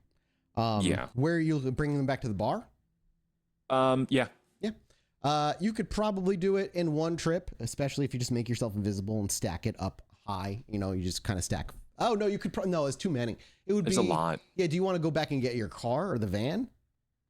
I think he's going to take with him like 4, just in case someone had followed him. Sure. But yeah, he'll probably go back and grab the van and grab the rest of these. Okay, cool. As you make your way back, as you drive up and park, you actually see Brett walking away down the sidewalk, away from the Lights Out pub. Before he even gets out of the van, just wait. Oh, because fuck that guy. Okay, all right. Okay. Yeah, he's turned a corner. He's gone. You park. You make your way to the back door and start bringing them downstairs. Grab the keys. Do you even say anything to Grant, Ollie, or Grant, Ava, or Nelson? If they say anything to him, then sure. Grant would wave at you. Hey, boss. He'll wave back. Yep. You probably heard Grant say, "Hey, boss," but Ava and Nelson. It's up to you if you wanted to do anything about it. You see him walking in, you would look through, and you would see him carrying, like, tubs, plastic tubs. He scoots down the stairs for a brief moment, comes back up with, you can see the keys in his hand, and he's making his way out to leave. You look like you're on a mission looks- to do something. I imagine he looks pretty determined. Do you Quickly, need kind help? of like glance in. Do you need help? Maybe. I'll come with Maybe. you. You were right, by the way. You were right. She helped. It's just for the night. But she gave me something to help me for the night. Yeah. I'm glad. I could use some extra hands. Okay. I'll come. You all pile into the van, and you're driven a good distance before you're brought in front of a dilapidated, foreclosed-on building that kind of just sits in the corner of a block of other just kind of similar-looking buildings. This was Snitch's safe house. He brought me here one time, and I saw it differently than you did the first time. There wasn't anything here. Nothing. And then, like the flip of a switch, it just appeared. It's part of his obfuscate. He hid an entire building. He said that this was his one safe place. And before Snitch died, he told me that he had dirt on enough people to bring the city to its knees, that he could have crushed the Camarilla. Now, before anyone else finds this place, I wanted to get in and see what he had. So those tubs, the 4 that I brought back, there's like 11 more in here. Oh. And it goes back to, my guess is probably up to 100 years. So I want to get them all. And I want to make myself indispensable to the city. Okay. Let's do it. I'm glad you found something to occupy yourself. Yeah, when after I saw the witch, she made it better. She gave me, funnily enough, earplugs. She said that it's going to go back to the way that it was tomorrow. But for the night, I had a little bit of clarity of mind. She did say that she could take it away, though. That she would take away all the voices. That this is a Malkavian thing. But she wanted to sire Grant. And I just couldn't see that happening. No, that does not sound like a good idea. She was nice, but yeah. Grant like her, scary. I don't know if the world needs that. So, you guys can get in and dig around, see if you found anything. I don't exactly have the means. I don't have your eyes, Ava. I also don't have your ability to see through space and time. There we go. We'll say that. So, Oh, I could do that as well. if you want to get in and dig around, cool. But I at least need someone else in there while I'm loading the van with these boxes. Cool. Cool. Well, I'm glad it sounds like it's fixed for tonight. It's gonna be all right. It'll disappear. You won't hear the voices anymore. That's what she said too. I'm gonna use glib voice. Oh, I forgot you had that. Yeah. Did you have the rules written down? Nope. Let me get it for you. Oh, glib tongue. Sorry. Yeah. All I know is that I can use it only on the coterie, and it makes a lie sound like the truth. Yeah. That's what it was. Yeah. And I got it from a fairy. Yeah. Did I give you any? You get bonuses though, right? Oh, you just God. said write down glib tongue. Yeah, no, it's fine. So that's all I've got. I gotta look up Faye. Yeah. I mean, you're gonna make me a not manipulation, persuasion, charisma persuasion check with a +2. Okay. I need to get dots in persuasion as well. It's just you're just trying to make him feel better, Oh my right? In this God. moment, you're just trying to make him feel better, right? Yeah. Yeah. Nice. 1. Would you like to willpower that or no? And the No. skull on the hunger Oh die. yeah, that's unfortunate, dude. That sucks.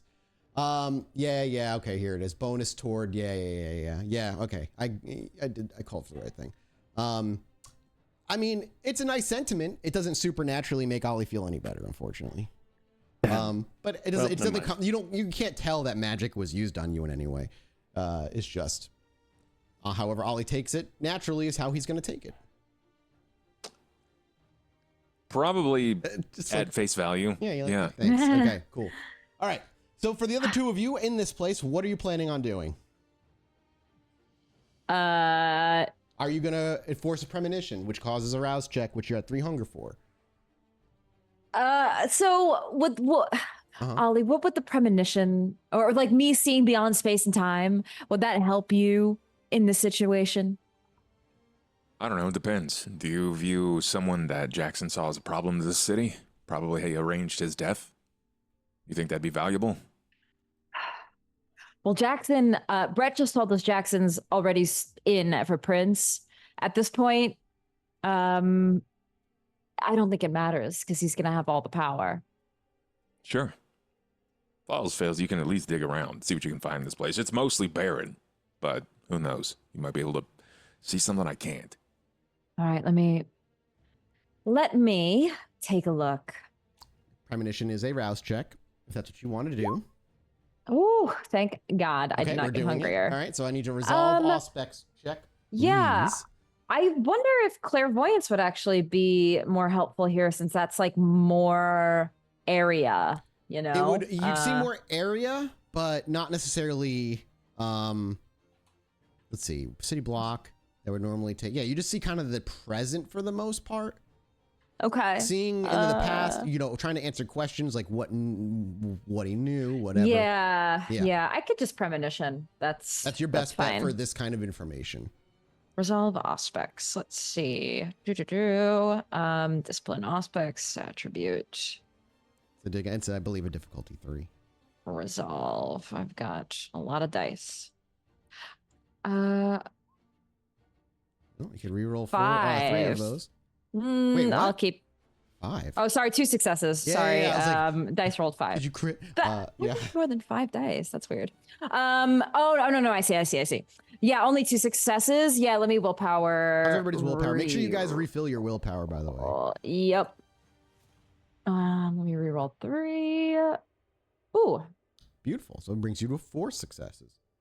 So what do we see? Where do you go, Ava? Like, how do you go about this? When you want to do a premonition on this, you just kind of like, all right, and just kind of sit down somewhere, kind of just like, you know how this works? Or is there more of like, do you wander looking for any particular place? What's Ava?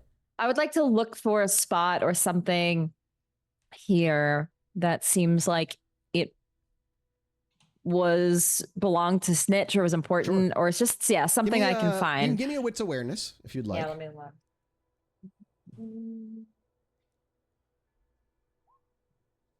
Beautiful. 3. You would also find, obviously, the sleeping spot of, oops, I lost everybody. There we go. Sorry, chat. You got to see my Discord chat with my editor. You would find the same thing, the sleeping spot where he would be residing. But beyond that, 3 is not the number I'm looking for. But that would be pretty personal to him, his sleeping spot. Do you curl up in there? Yeah, yes, or actually. You don't have to curl up, but you could sit down in the hole. And I would go sit in that area. Okay. And you just close your eyes. Nelson, what are you doing? Are you looking around the house, or are you going to stick with Ava? Ollie is moving boxes, I imagine, back and forth, back and forth. Yeah. So he's going to use his heightened senses. He's gonna That's free, right? do a rouse. It's, I think, because it's thin blood alchemy. It's a thin blood rouse alchemy, check to yeah. make, like to have made the potion kind of thing. Absolutely. He takes that little hypodermic needle, stabs himself, injects the potion, and then starts looking around. And it's the first thing that happens is you actually just, as the blood kind of enters, you actually smell the perfume of Ava first. Sure, it was subtle before, but now you can truly smell it. The muffled sounds of cars in the distance, as you're not in a very particular busy part of the city, become much more loud. You hear the traffic and the horns more loudly. The creaking of the floorboards as Ollie carries boxes back and forth. All of it can be momentarily overwhelming, but you've done it plenty of times in the past and you're able to hone in. As you do so, Ava sits down. And are you wandering the house? I'm sorry, Nelson.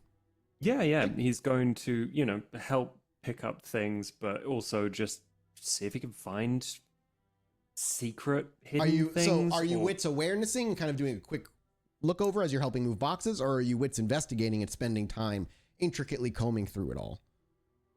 I think this would be an investigation because Ollie wanted Wits investigation for me details. first. Ava, as you sit down and you close your eyes, that's familiar at this point. Sensations of detaching yourself from anchored reality and allowing your own consciousness to set. Wow, what a roll! Allowing your own consciousness to separate and see reality how it is. All things, all at once, all the time. Chaos that you're able to hone in on ever so briefly to find bits and pieces of the truth if your senses can give it. And with 4 successes, you begin seeing very brief flashes of what's clearly Snitch sitting in the room adjacent to this one, the main area, standing, speaking with somebody. You don't hear words, you simply see it, and then all of a sudden it seems to scramble like a TV. You hear all the noise starts to scratch, and this time you're seeing, you think the same conversation, but from a different angle. You see him speaking with Jackson. You're not quite sure what he's saying. It's hard to hear the words, but as quickly as you see it, once again, everything scrambles. And this time, you're watching Snitch again. In this, not in this room, but outside. Somewhere near the front, would still be under the cover of the obfuscate. And you actually see him speaking to, what name does she go by? Portia. She goes by Portia? Yes. Yeah. Yeah. Okay, cool. You see him briefly speaking with Portia. And as just as quickly as you see it, the entire scene scrambles once more.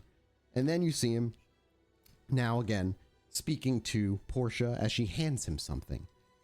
The scene changes once more, and whatever it was handed to, you almost watch as it's being handed to Snitch. The scene changes instantly as his own hand is now handing it to somebody else. Jackson.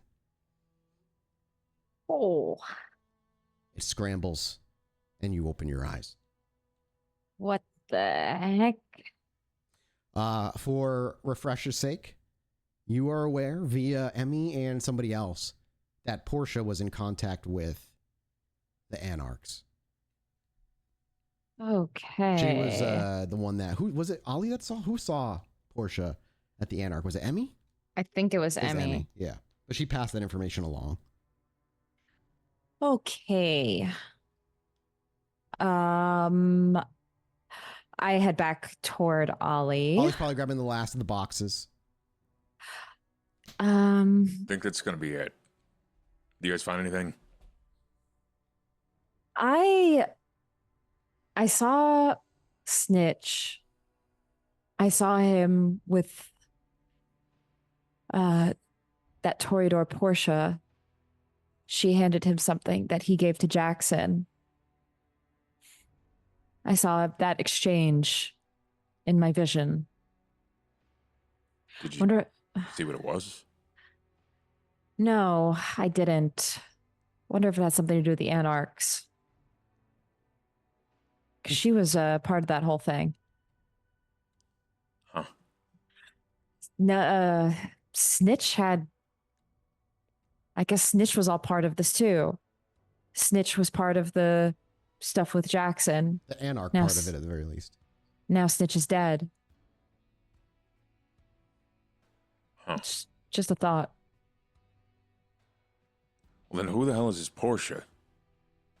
She came up and talked to us at the party. She was I don't new to think the she said city at the anything. time. You know, she came back after a long time away. Yeah, I met her. Just wasn't really notable. Emmy saw her with the Anarchs when she went to that meeting. Yeah, she said that. Maybe she's like a double agent. Maybe. I don't know. What about you, kid? You find anything? Nelson, what catches you by surprise as you wander around? Everything is you're very sensitive to every little thing. But as you kind of make your way up through starting at the second floor and then making your way down, when you're in the kitchen, over by the cupboard where that would be next to the stove, you detect, and it's just barely, only because you critted and rolled so insanely well, do you actually feel it, the tiniest tickle of air. coming from the cabinet itself. You bend down and maybe open it, and you just kind of feel for it. And it's towards the back. As you feel it, it's coming out through between the wooden pieces that would be the bottom of the cabinet and the wall of the cabinet in the back. And as you trace your finger along, it's not super loose or anything. In fact, you actually give it a bit of force before it actually does seem to wiggle loose a tiny bit, enough for you to pull it inward.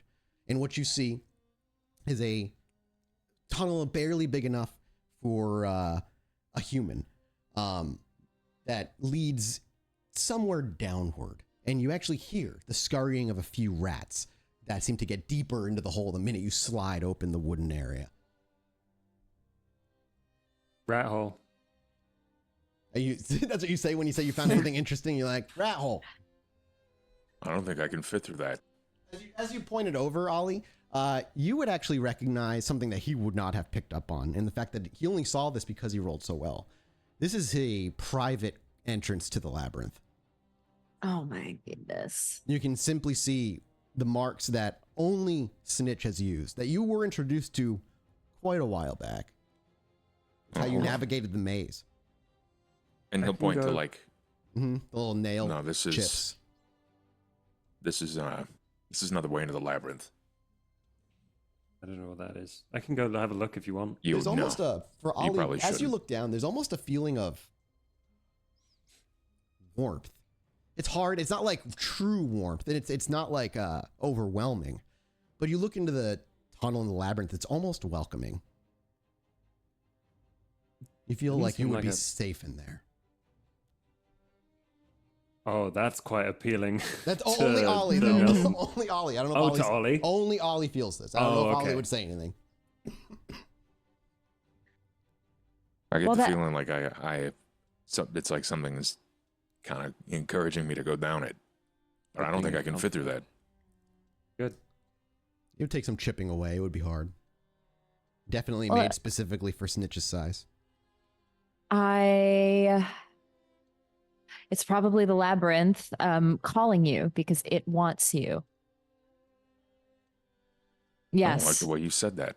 Yes, I said that with intention. Yes. Snitch is gone. So somebody needs to be the new keeper of the labyrinth. And so it probably wants you to be it. But it would make sense that Snitch had a easy access way to the labyrinth via this area. You don't need to answer that call, Ollie, if you don't want to. Someone's still got to walk it. Yeah, you know, Damien's not going to do it. Have to? Where did have to come from? Actually, we are going to have to use it to get to Madison. So we should probably get acquainted again, reacquainted. If you ever want to go for a stroll, Nelson, I'm happy to take you down, show you the ropes. But I honestly don't recommend it. I wouldn't either. We shouldn't take Nelson down there. It's dangerous. I'll be fine. You've already suffered enough in the hedge. We do not need to bring you through another strange lair. Wasn't that bad. You don't know anything about the labyrinth? No, nothing. All right, then that's probably a reason that Saito didn't tell you about it. Saito didn't tell me a lot of things. You want to tell me, that'd be great. Okay, well, it's shitty. It's dark. It's alive, I think. I watched it eat a kindred through weird twisting roots and vines, grabbed her right away from me, pulled her into only God knows what. I don't know. Ollie It's a also place. saw Saito down there once. A vision. I don't think it was actually him, but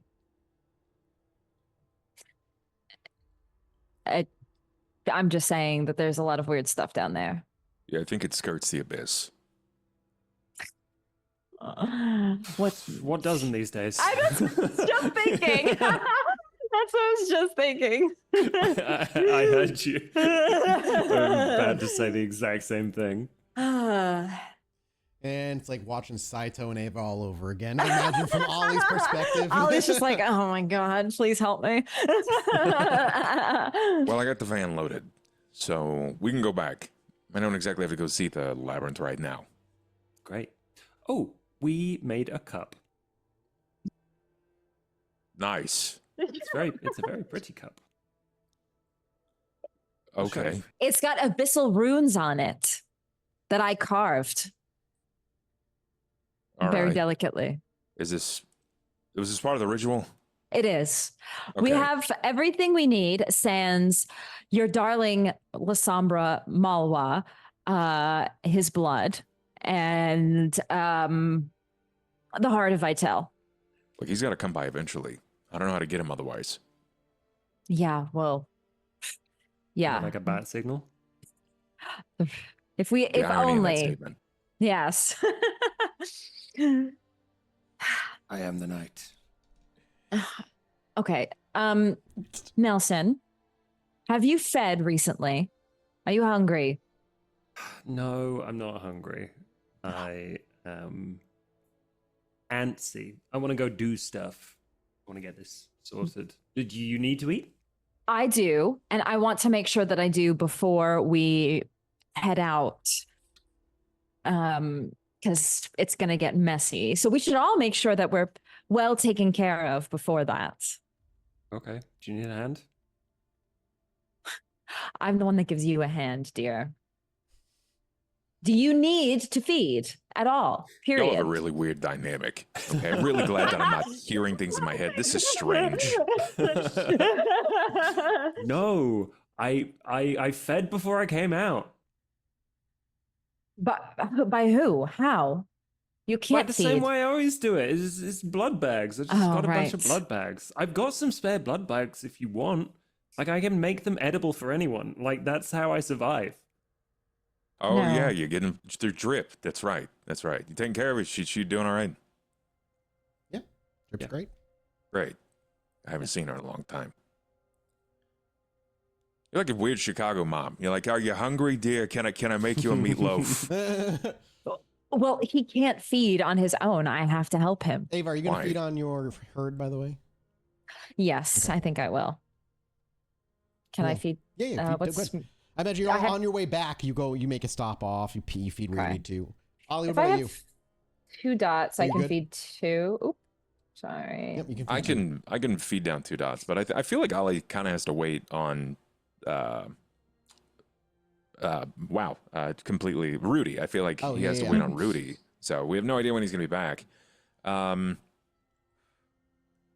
mean, I guess if it's a fast thing, then sure, he can probably just feed down 2. Yeah, you can just do a quick feed. Don't worry about the like making it a big thing right now. You're just gonna head right Stop back for to a the bar. handy meal.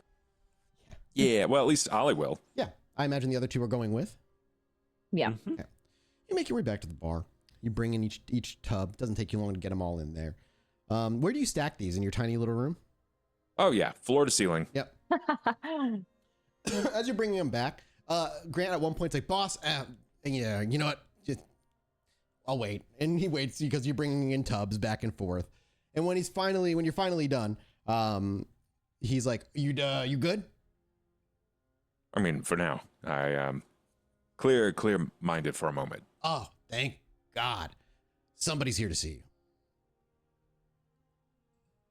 Okay, all right. It's the man of the hour. It's Perhaps. the booth. Okay, yeah, I'll go. Make your way over. The curtain's drawn. You pull it back. Pull it back. Sat there with her feet on the table is Layla. Ah! You're not Bird Striker. Hey. She swings her feet off and sits up and motions for you to take a seat across. We got business. What do you want? Sweating. You gave me a name. I spent the past 4-5 months setting everything up. Question is, are you going to be there when I do it? Why would I lie? I have a proposal. One that you've brought up in the past and one that I'd like to agree on officially here under the rules of your bar. And she gestures to like your non-violence rules and all that stuff. What do you want? You gave me an impossible target. The fucker's old. Real fucking old. And not only is he old, he's guarded. Problematically so. I can't do this on my own. I'm not stupid. I'll die. But us together, well, maybe we could figure this thing out. Take him out. And when the dust is settled and Vitel is dead or in your hands, we settle our score. I'll take out the guards. You get in there and deal with Vitel. It's an interesting proposition. But where's my guarantee? If you don't say yes, you'll be dealing with the guards on your own. I'll pull my members, pull my team. We'll move out of state and take ourselves elsewhere where kindred are more problematic than you. Then we hardly have a score to settle, don't you think? Vitel kills you, he does my job for me. Your job is to Parasite. kill me. That's Parasite it. kills a parasite. I'm here to say we can work together. Enemy of my enemy. We knock this thing out, and then you and I do this the honorable way. A parasite kills a parasite. You're saying that he and I are equal. Saying you're both the same thing at the core. It's Never. really like comparing a wolf to a rabbit. She just like shakes her head. I don't care how you compare it. The point is, you can't do it on your own, and we can't do it on ours. If we work together, we can get to the target and eliminate him, which is something you want just as bad as I do. Where's your crew now? Around. Why would I tell you? I have things set up. I've been doing a lot of work. I just need a day.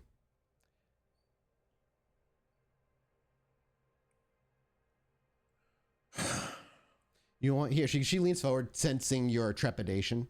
She brings her feet down and leans in with her elbows on the table. You need proof. Fine. Rotating set of 4 guards. Pair of 2. 12 hours, 12 hours. The ones in the daytime seem to arrive before the sun rises. They don't make their way out until guard change, which is the nighttime.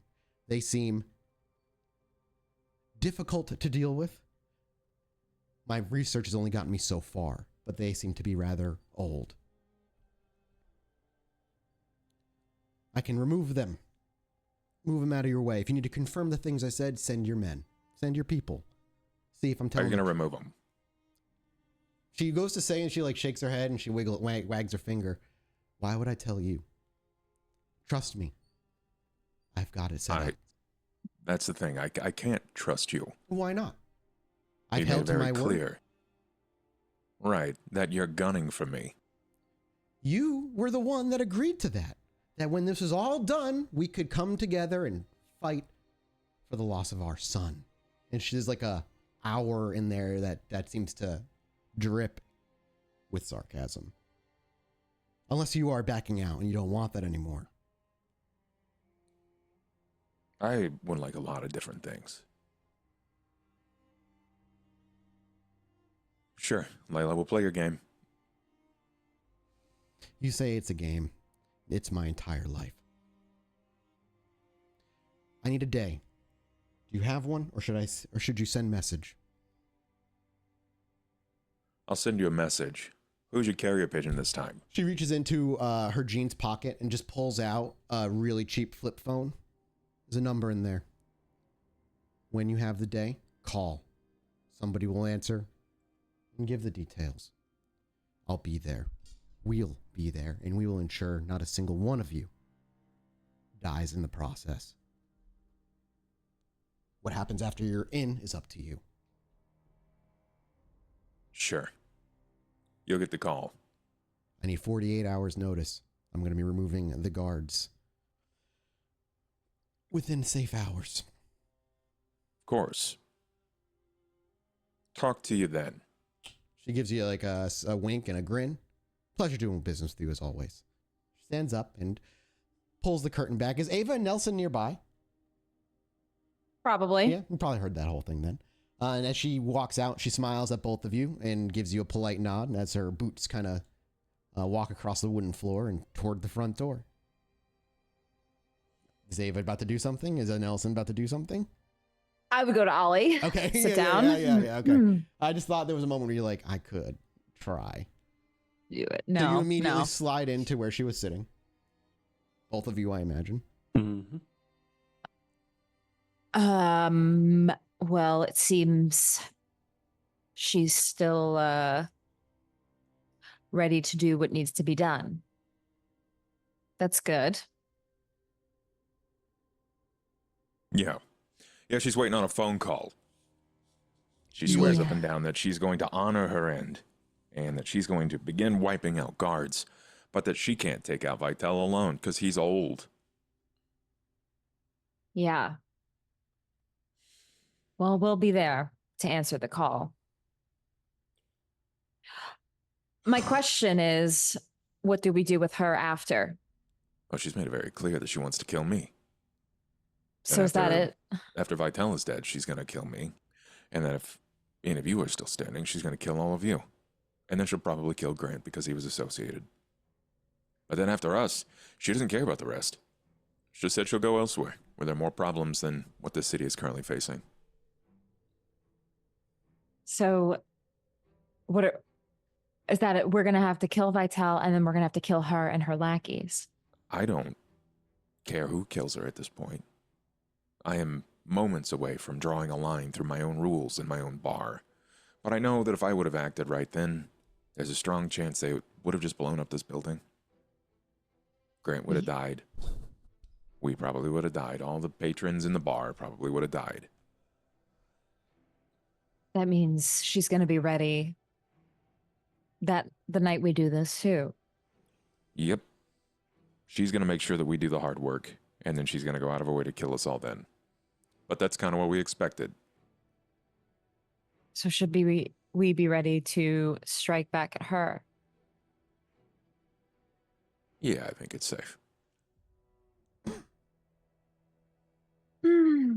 So last time we dealt with hunters, what did we do?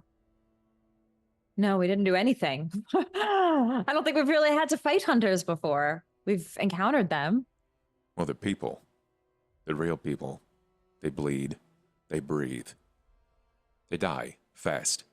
Yeah, but they're just trained in kindred abilities and not over eyes and shit like that's like your big issue. All sorts of contraptions. They have those like sunglasses, so I can't look at them and tell them to do things.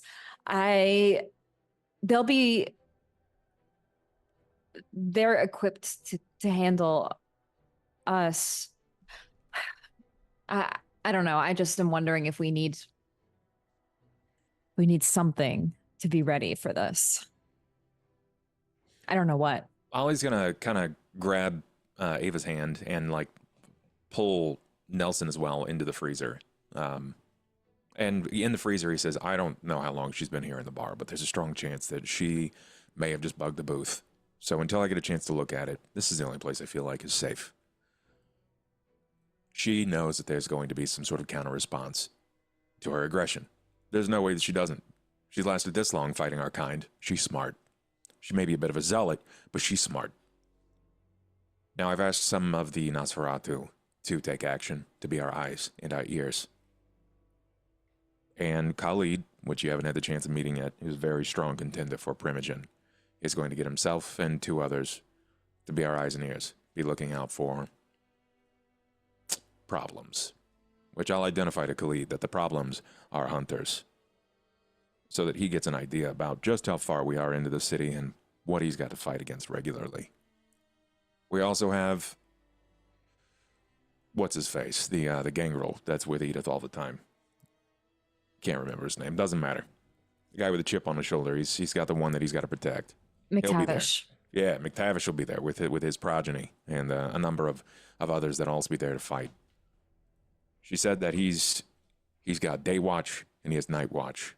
And it's a rotation of 2 every time. Or maybe she said 4. Am I misremembering? Is it 4 during the day, 4 during the night, or 2 during the day? 2. It's 4 total, 2 that rotate out with another 2. Okay.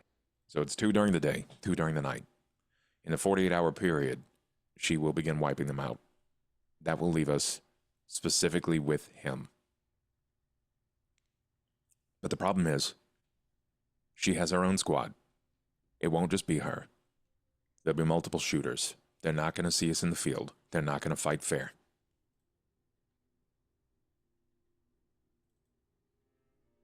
But they're not bulletproof. No, Now, they're not kindred proof either. If we can close the gap, we can kill them. Layla, same boat, but I think she's built a little differently. Now, she's a little older, and age on humans don't do them so well. So maybe she's a little slower than she once was, but she's smart. She's sharp. She's expecting some sort of retort. We're gonna need help. We trap them before they trap us. Easy. We need to wipe them all out. And really, it's an order of operations. Do we let them help us? Take out Vitel? And then for her to pick us off one by one? Or do we take care of the problem before? Now, they're operating with heavy machinery. They got guns and bullets designed to kill us pretty quick. On top of that, they've got cold sensors. Vision that can see blank bodies. That's what they call us. Cold bodies, because we don't emit heat. Unless we rouse, so we feel the life flush through us again. And frankly, I can't fucking do that anymore. So I'm the last person to try to find my way out of it. They're all going to be there. We're at endgame. It's happening. Okay. Now, we're going to get some love from Jackson. He's going to help us. He's got the, I don't know what he called them, like droughts or something. The same thing that we got from Camille that one time. That'll help a little bit. Maybe it'll help me and you more than it'll help Dakota because she's built thick. She can take a punch or two. But I'm not designed that way. I'm just a missile. You guide me. That's all I can do. If I get caught, if I get blindsided, I'm probably done. Now, we're not going to have access to any of the lupine. We're not going to have probably as much reliable support. So unless we can rouse the other kindred of the city for our cause, we basically have Edith's group. We have the Gangrel, which is useful. And we got a couple of Nosferatu that aren't absolute cowards. Featuring Nelson on bass. Which I'm grateful to have. I'm not diminishing your value here, kid. I actually have my own concerns with that. Should Nelson join us for the encounter with Vitel? Nelson should probably be nearby. I'm going to need to grab the heart. Yeah. I'm not a fighter, so I'm not going to engage anyone. Like, give me a gun, I'll blast someone out of my way if I have to, but like, I'm not going to fight. Yeah. Okay. That's fine. I just want to make sure Nelson's safe. Nelson, you're not safe. You haven't been safe the moment that you became what you became. And when you're on the field, you're in front of Vitel and whatever is running through his body. We have no idea. He could just blow up. He could pop. This could be an absolute mistake and we could all die right then. But that is something that we have to come to terms with. I've come to terms with it already, that's fine. Now, Ava, have you come to terms with it? At least for his sake, because it looks like he's swallowing up just fine. All our lives are on the line here. Yeah. Yeah, I guess I have to come to terms with it. You're going to have to play dirty. We all have to if we want to survive.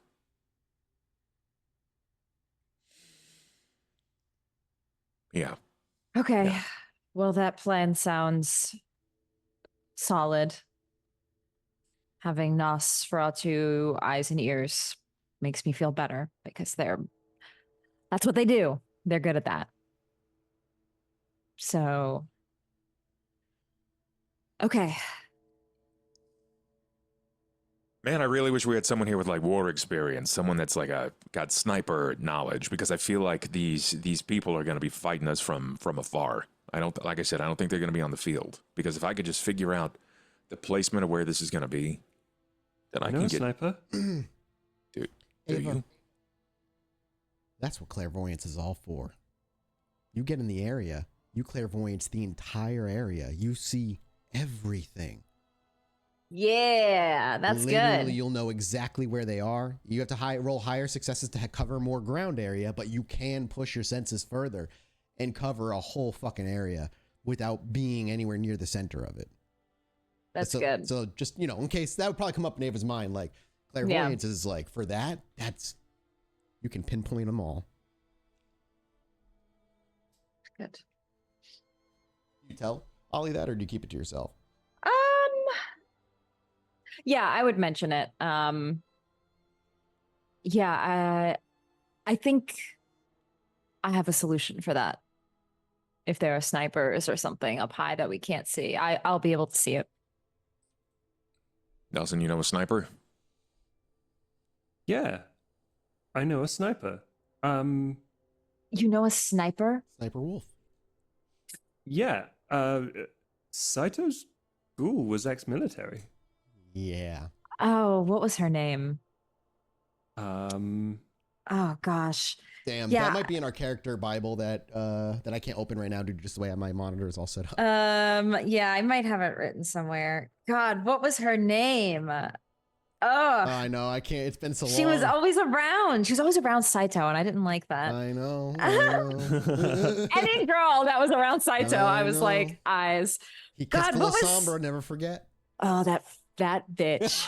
I will never forget that slimy bitch, Rose.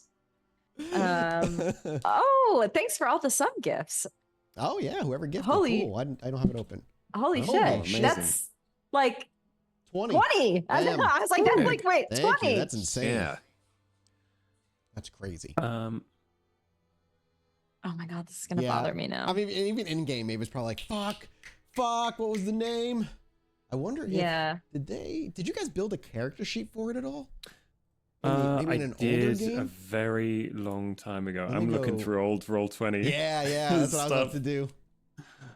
Oh man, yeah, you both built that. Shadows of Sybil. Maybe it was in. It would probably not be in Shadows of Sybil. It would probably be in the other one, the first SOS. What the fuck? Sounds of Silence. Here it is. And then right below that, Vamp Test 2018. Oof. Oh my man. God. Oh, I have to restore the game if I want to do that. What does that do? It'll it bring you just- back up into your yeah, rotating queue okay. of games. Okay, I'd like to get in there. There we go. All right, let's see. It's like on the tip of my tongue. Not in this one. There's DA. Is- All right. Oh God. Oh, these are using the VTM 5e pre-alpha character sheets. Holy fuck. That is Wow. awful. Pretty dated. Yeah, Jesus. Is it on like one of his merits? I wonder. Well, where was? Let me open up. No, not that one. Do we have access to a gun, by the way? You can Do we get have... access to a. Yeah, you would have at this point for sure. Oh, we definitely have the shotgun. We have the shotgun for sure. Yeah, you have that absolutely. But you also could just get access Tori. to a gun. Her name was Tori. Tori. Tori. That was Tori. her name. Tori. Oh Yeah. my God. Oh my Oh, look God. who I found. Kara Harper.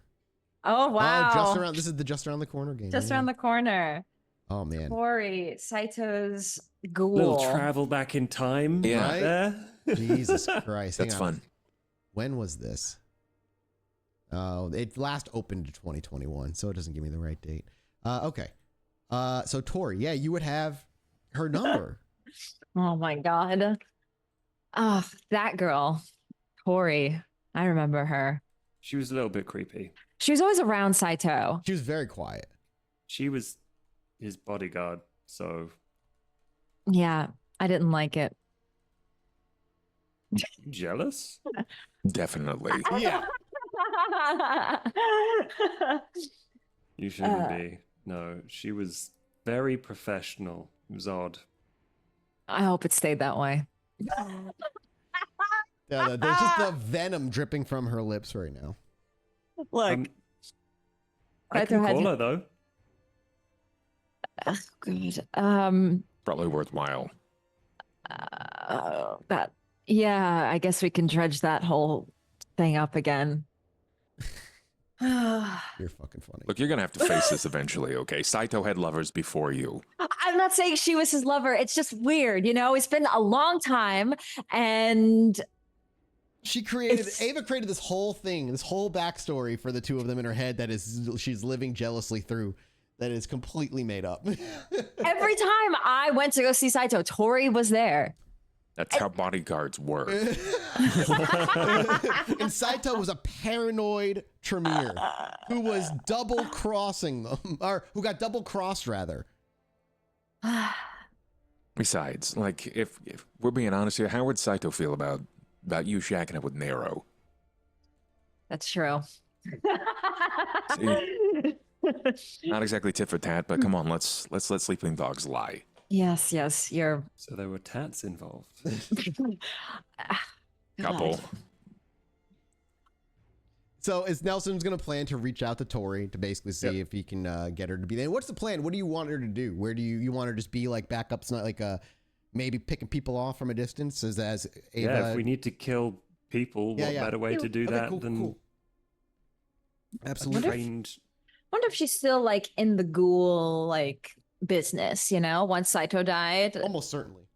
Because they are mega addicts. Wonder if who she found to be her new.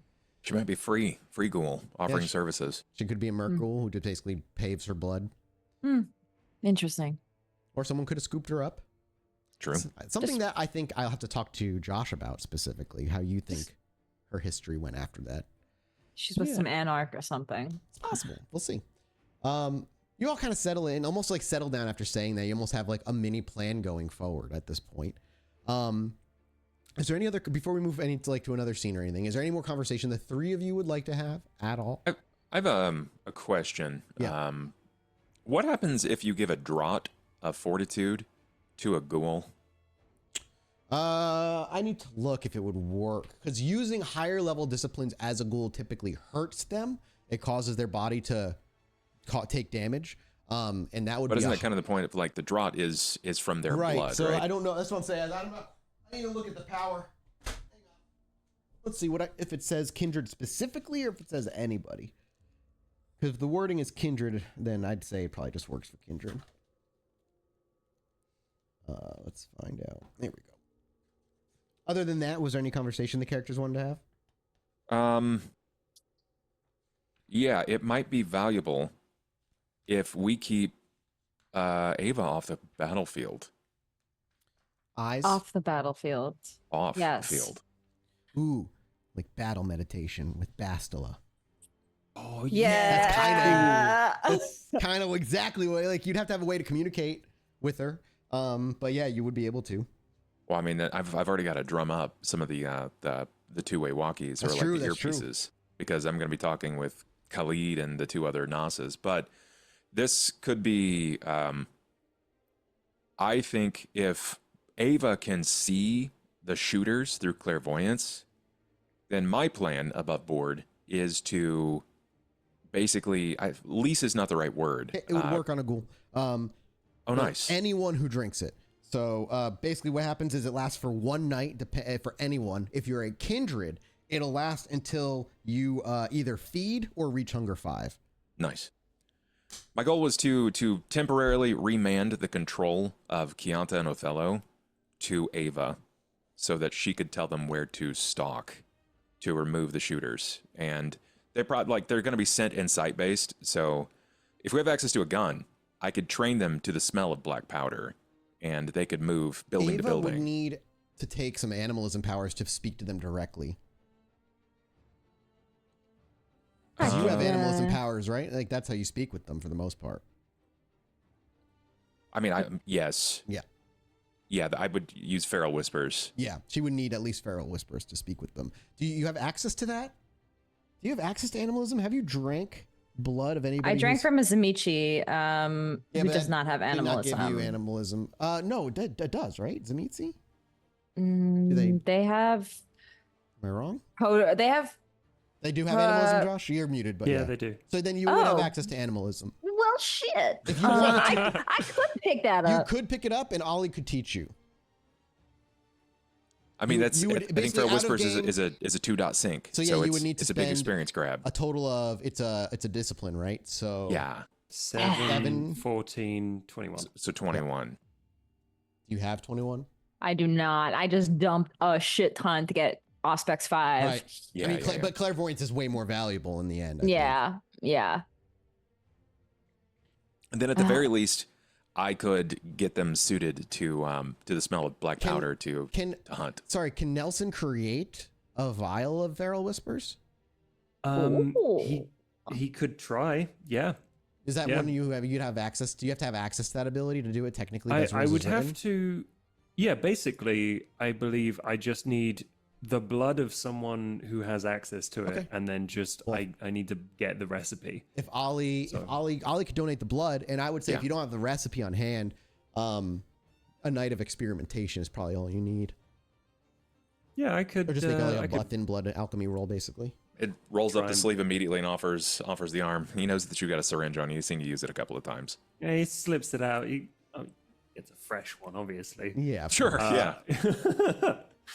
It's vintage. So you would draw the some. vitae, and basically for next episode, for next week, I'll have you roll for the thin blood alchemy stuff, and that will literally solve the issue of Ava being able to speak with them.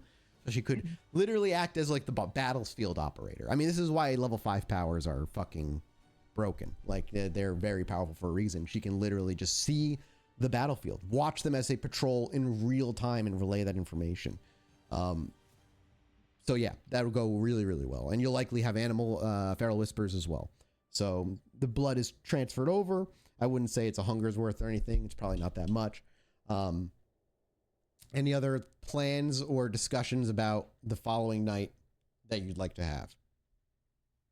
My only plan at this point is to get the cats ready for the smell of black powder, and then wait for Rudy. Well, then as we kind of eke our way toward the end of the night, that's when we enter for our very last scene. He has said he would return tonight, and even if Dakota's not here, at least at the moment, through the front door, Rudy would walk.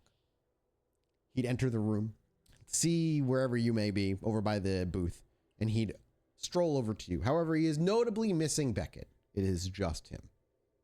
Okay.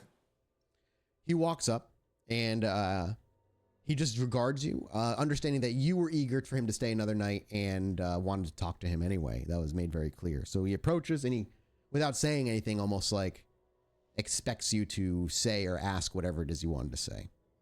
I ask him to sit in the booth. He does. So what did you find out from Cretius? What was that conversation like? Valuable. He has a vested interest in the city as is. And so he is understandably weary of Justicars, as all should be. Yeah, I kind of figured that would be that way. Turns out most people here don't actually want to leave. Well, no, sorry, go ahead if you're going to say something.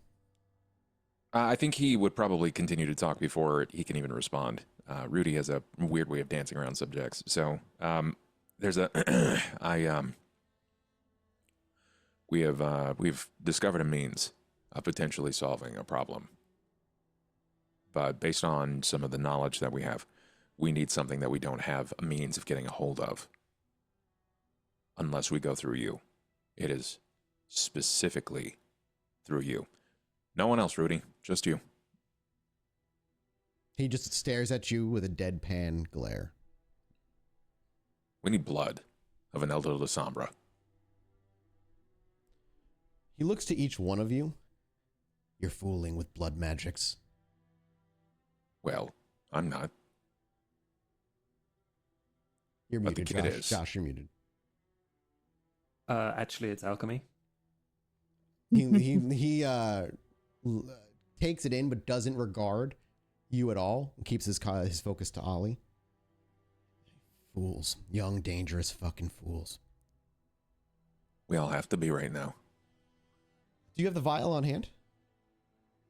Yeah, I think we have the vial in the box. Well, we had... You have both. Like, I just don't know if you have them. I would imagine you have correct. them on We hand. had... Yes. It's down. It's down in the room. It's down in the room. So I would just have to slip away to the room to get it. But when you say we all have to be, he simply responds with that. I accept your terms. Great. That was easy. Should you fail, a Justicar will come to clean up your mess. Oh, Rudy, we expected that anyway. Yes, you made that clear. I'm leaving the city. I kind of figured you would. Next bit's a bit personal, but I've had a clarity of mind for a long while now. But now it's like ice in there. I had a long time to talk to Amelia, Emmy, if you will. And she gave me the rundown of everything that happened with Mom and Dad. But Rudy, some things just never settled right with me. And before I never see you again, I would just like for you to finally be transparent with me. You know, you stole me away from the world. You showed me a cake from my birthday as a kid. The birthday that my mother died on. That you had to kill my father. And I figured some things out, but I never felt like I got the full truth from you. And I really just need some closure, more than anything else. So if you would be so kind, just give it to me straight. It couldn't have been more than just business. He lets those kind of words settle, and he then kind of responds. He just responds with a question. Are you sure you want to know the truth? It may not be. If I didn't want to know, I wouldn't have asked. Grandiose as you might think. Is anything really? I pulled you from the playing field because eyes of the La Sombra were on you after your parents. And he just kind of gestures.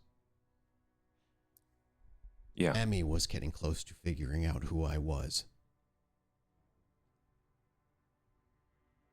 Yeah, I'd heard pretty early on that from my sire, actually, from the one who made me this way, that I was prospected to be picked up by the Ventru, and Mr. Jackson did all but confirm that.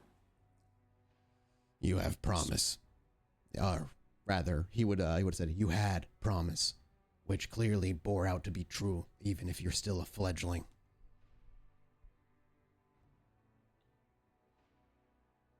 You know, I got to thank you for all those years. The years that you picked me back up from when my sire was patting my ass. He put me down a lot of times, and you were always there, which is interesting because I kind of think you were always there. I even think that you were there with my mom and my dad, which leads me to believe that you just didn't do anything to stop him from killing her. He literally takes a moment. The regret only came after. That kind of confirms it. I asked if you wanted to know the truth. And I got it. Mistakes. Sometimes they bear out to be incredible gifts. You were a gift to this city. And you can hate me for it. But I would do it again. You could have taken me much later. You could have staved that off much later. There's a lot of things I could have done differently. Yeah. But whatever echoes of guilt still resonated within my hollow existence. But now you probably see why we're playing it so fast and hard. You know, I got Justicars to my back and shadows on my front, so what am I supposed to do? Run away from it? I don't run from anything, Rudy. I'm certainly not going to abandon my family, especially when they need me. I remember being like that as well. To say I understand would be a lie, but I remember. I was also a fool. I'll never stop being one. It's part of my charm. Hits him, just deadpan as always. Terminally foolish. It'll catch up with me in the end. Either they'll catch a case, or I will. If you're so foolhardy and strong-headed to do what you already planned on doing, then do it. I would prefer you not die in your effort. Hey, me either. I got a lot more burgers to serve. Well, one day serve. But I've kind of come to terms with the fact that my life is a bit cooler, more pristine right now, clear of thinking. As soon as I can wipe this Malkavian influence from my fucking mind. Dare I ask, or should I already assume I know? You should already assume to know as much. He just kind of gives a nod. The things that we have to do to protect the people that we care about are sometimes regrettable. But I watched Snitch die. So I killed the man that killed Snitch. And do you feel more whole now that you've served your vengeance? No, because there's still problems here, Rudy. There's still problems. It's not just me. I was built with a big back for this. But Ava, Nelson the kid, even Dakota, they're not built for this. They're building it for themselves. But this... Chicago's not supposed to beat us down. Windy City welcomes, Rudy. And you think, should you succeed when all this is said and done, no more violent happenings, no more turmoil within the city will ever occur again. When you live as long as I have, you watch the patterns over and over. It's what we do to each other. Yeah, no, I know. I witness it. I'm watching it. I've been watching it since I was a child. But I'll be the first person to admit to you, and they can agree with me or disagree with me, I'm not going to fucking run away because it got tough. I just get tougher. Maybe it is still the echoes of that guilt. Or maybe Cretia spoke words that resonated with me. Regardless. Well, one consistent, Rudy, I'm going to be here. Even if they say that I died. I didn't. Even if I ash and they have to put my fucking body in an urn, my spirit will aggressively roam this place. And if you come back through, I will haunt the shit out of you. If you'd fail, I too will lose my life. The Justicars will not spare me just because I brought them the problem. I accept this. Stop it, man.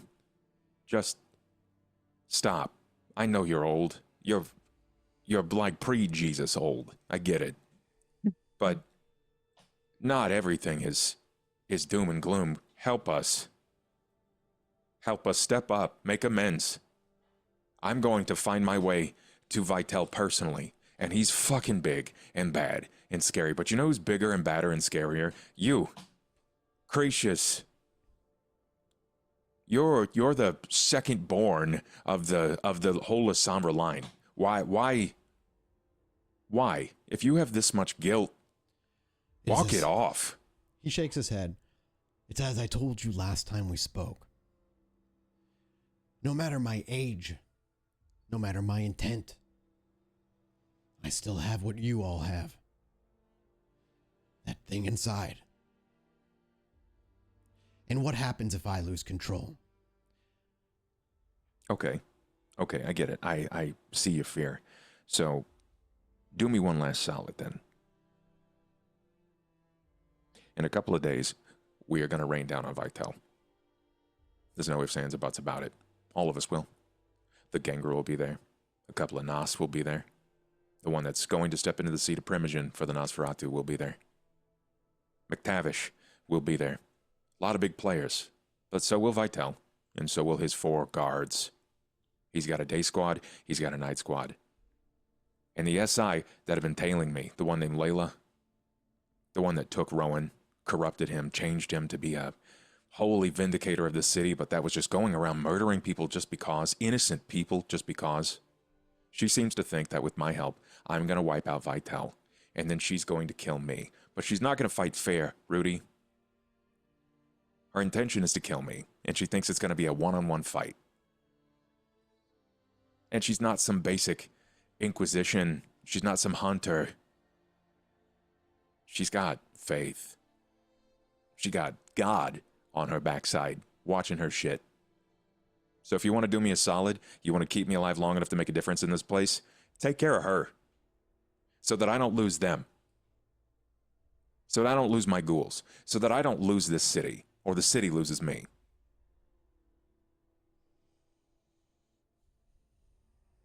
And this city is worth your life.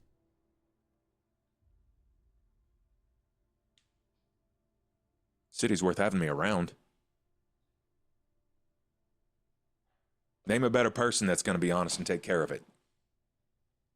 Name another kindred in this city that takes care of the homeless. That doesn't just think of them as a buffet line. He nods. And why a Justicar would wipe the slate clean. And where's the real loss? Making a vacant city a power vacuum for every other kindred to roam through here just to claim it all back up, rewrite all Believe of... that we have any right? Have we deserved to rule? Or have the kindred themselves foiled? And he takes a moment, and you see him just a million thoughts run through before he calms himself. We are habitually eating each other in a metaphorical and literal sense. Over the thousands of years, kindred haven't changed. Technology has. Is it any better than what we have now? You agree that there is. Cretius, along with Dakota, have made the argument to give you that chance. And I agree with them. But if you fail, I don't see a better answer than letting the Justicars do what they do best. I agree, if we fail. If we fail, there's no one else around to do the job. But regardless of your decision, my last parting words to you, regardless of whatever you do, is this. Montano, I'm sorry that whomever hurt you. I'm sorry that you're lonely and you don't feel an inkling of humanity lingering in you to protect the things that you think that you deserve to protect. And I'm sorry that you think that you're so weak that you can't stave off the beast inside of you because you've been hurt so bad. You don't have to make it better. Your progeny will. And that's us. We're the licks. We're the neonates. The baby Ancilla, who will try to clean up the city because our elders are too lonely and afraid to admit it. I'm sorry someone hurt you, Montano. He lets that sit. After about 5-10 seconds, he gestures for the vial. I'll ask Nelson for a syringe or whatever he wants, unless he just wants to bleed into the vial. No, he's just going to bleed into the vial. Okay, sure. As he handed it over, you watch as he slices open the palm of his wrist, and the palm of his hand, rather, and squeezes as the vitae drips into the vial prepared specifically to keep it from dusting. As it finishes and his wound heals, he hands the vial back over. He stands up, and he looks like he's about to leave, but before he does look to you, Ollie. He says, more than I have in countless years. I hope you prove me wrong. Ollie will extend a hand to shake it. He looks at it for a moment, seems to contemplate it, and then he takes it. It is a simple handshake, but just brief. Yep. And as it's let go, he walks to the front door and leaves. Ollie's standing there with this hand by his side and the vial in the other, I imagine. He doesn't even look to Nelson, but he kind of reaches out in his direction, handing the vial to him. I'll grab it and start examining it and put it away. And you have some work to do tonight. Not only do you have the blood from Rudy, but also you need him, and you have to start working on animalism drought. Regardless, as he walks out and the door shuts, was there anything the three of you would like to discuss at all? It's probably a very, very audible, exasperated sigh. Was I out of line? No, you weren't. I don't think so. That's probably the last time you're ever going to see him. The last words you said to him. Well, at least he'll walk out of the city. He did a lot of wrong, but he did a lot of right. He helped us and hindered us. Frequently. Flashes. Well, Dakota will be happy. Yeah. Yeah. When you say that, flashes of like when you got attacked by that St. Leopold freak in season 1. But as it all settles down, you all kind of take a moment to maybe even breathe. The camera kind of pans up, and we'll fade to black. Next week, it's Vitel and Lila. And then the day after, it's Sybil. Yep. Yeah, we've got back to back, everybody. So, I don't think. Oh, did we share with everybody the schedule? I think. I don't know. Yeah. So, guys, next week we'll be here on Saturday and on Sunday, back-to-back days. Do you have the times specifically written down? It is. I believe we are starting. Sorry, everybody. 11 to 3 Central. 12 to 4 Eastern. 12 to 4 Eastern for both days. Okay. So we're going earlier than our usual time. Oh, baby. That's old school DMing for me. That is the old school days, the old school roll for it days when we used to have to wake up early. Get my coffee. Get your coffee. Yeah, all right, that'll be fun. But yeah, that's it. Next weekend is the end. Everything's in its place. Everything is prepared. You have a battle meditation plan in place, and we'll just see what Dakota's been up to when we come back. But yeah, that's it, everybody. Thank you all so much. Thank you, Josh, for being here. We'll see you here next week as well. And yeah, I know it's still a couple episodes to go, but thank you all so much for 6 years of this show. It's been amazing. We'll be back next week for the end of it all. Goodbye. The end.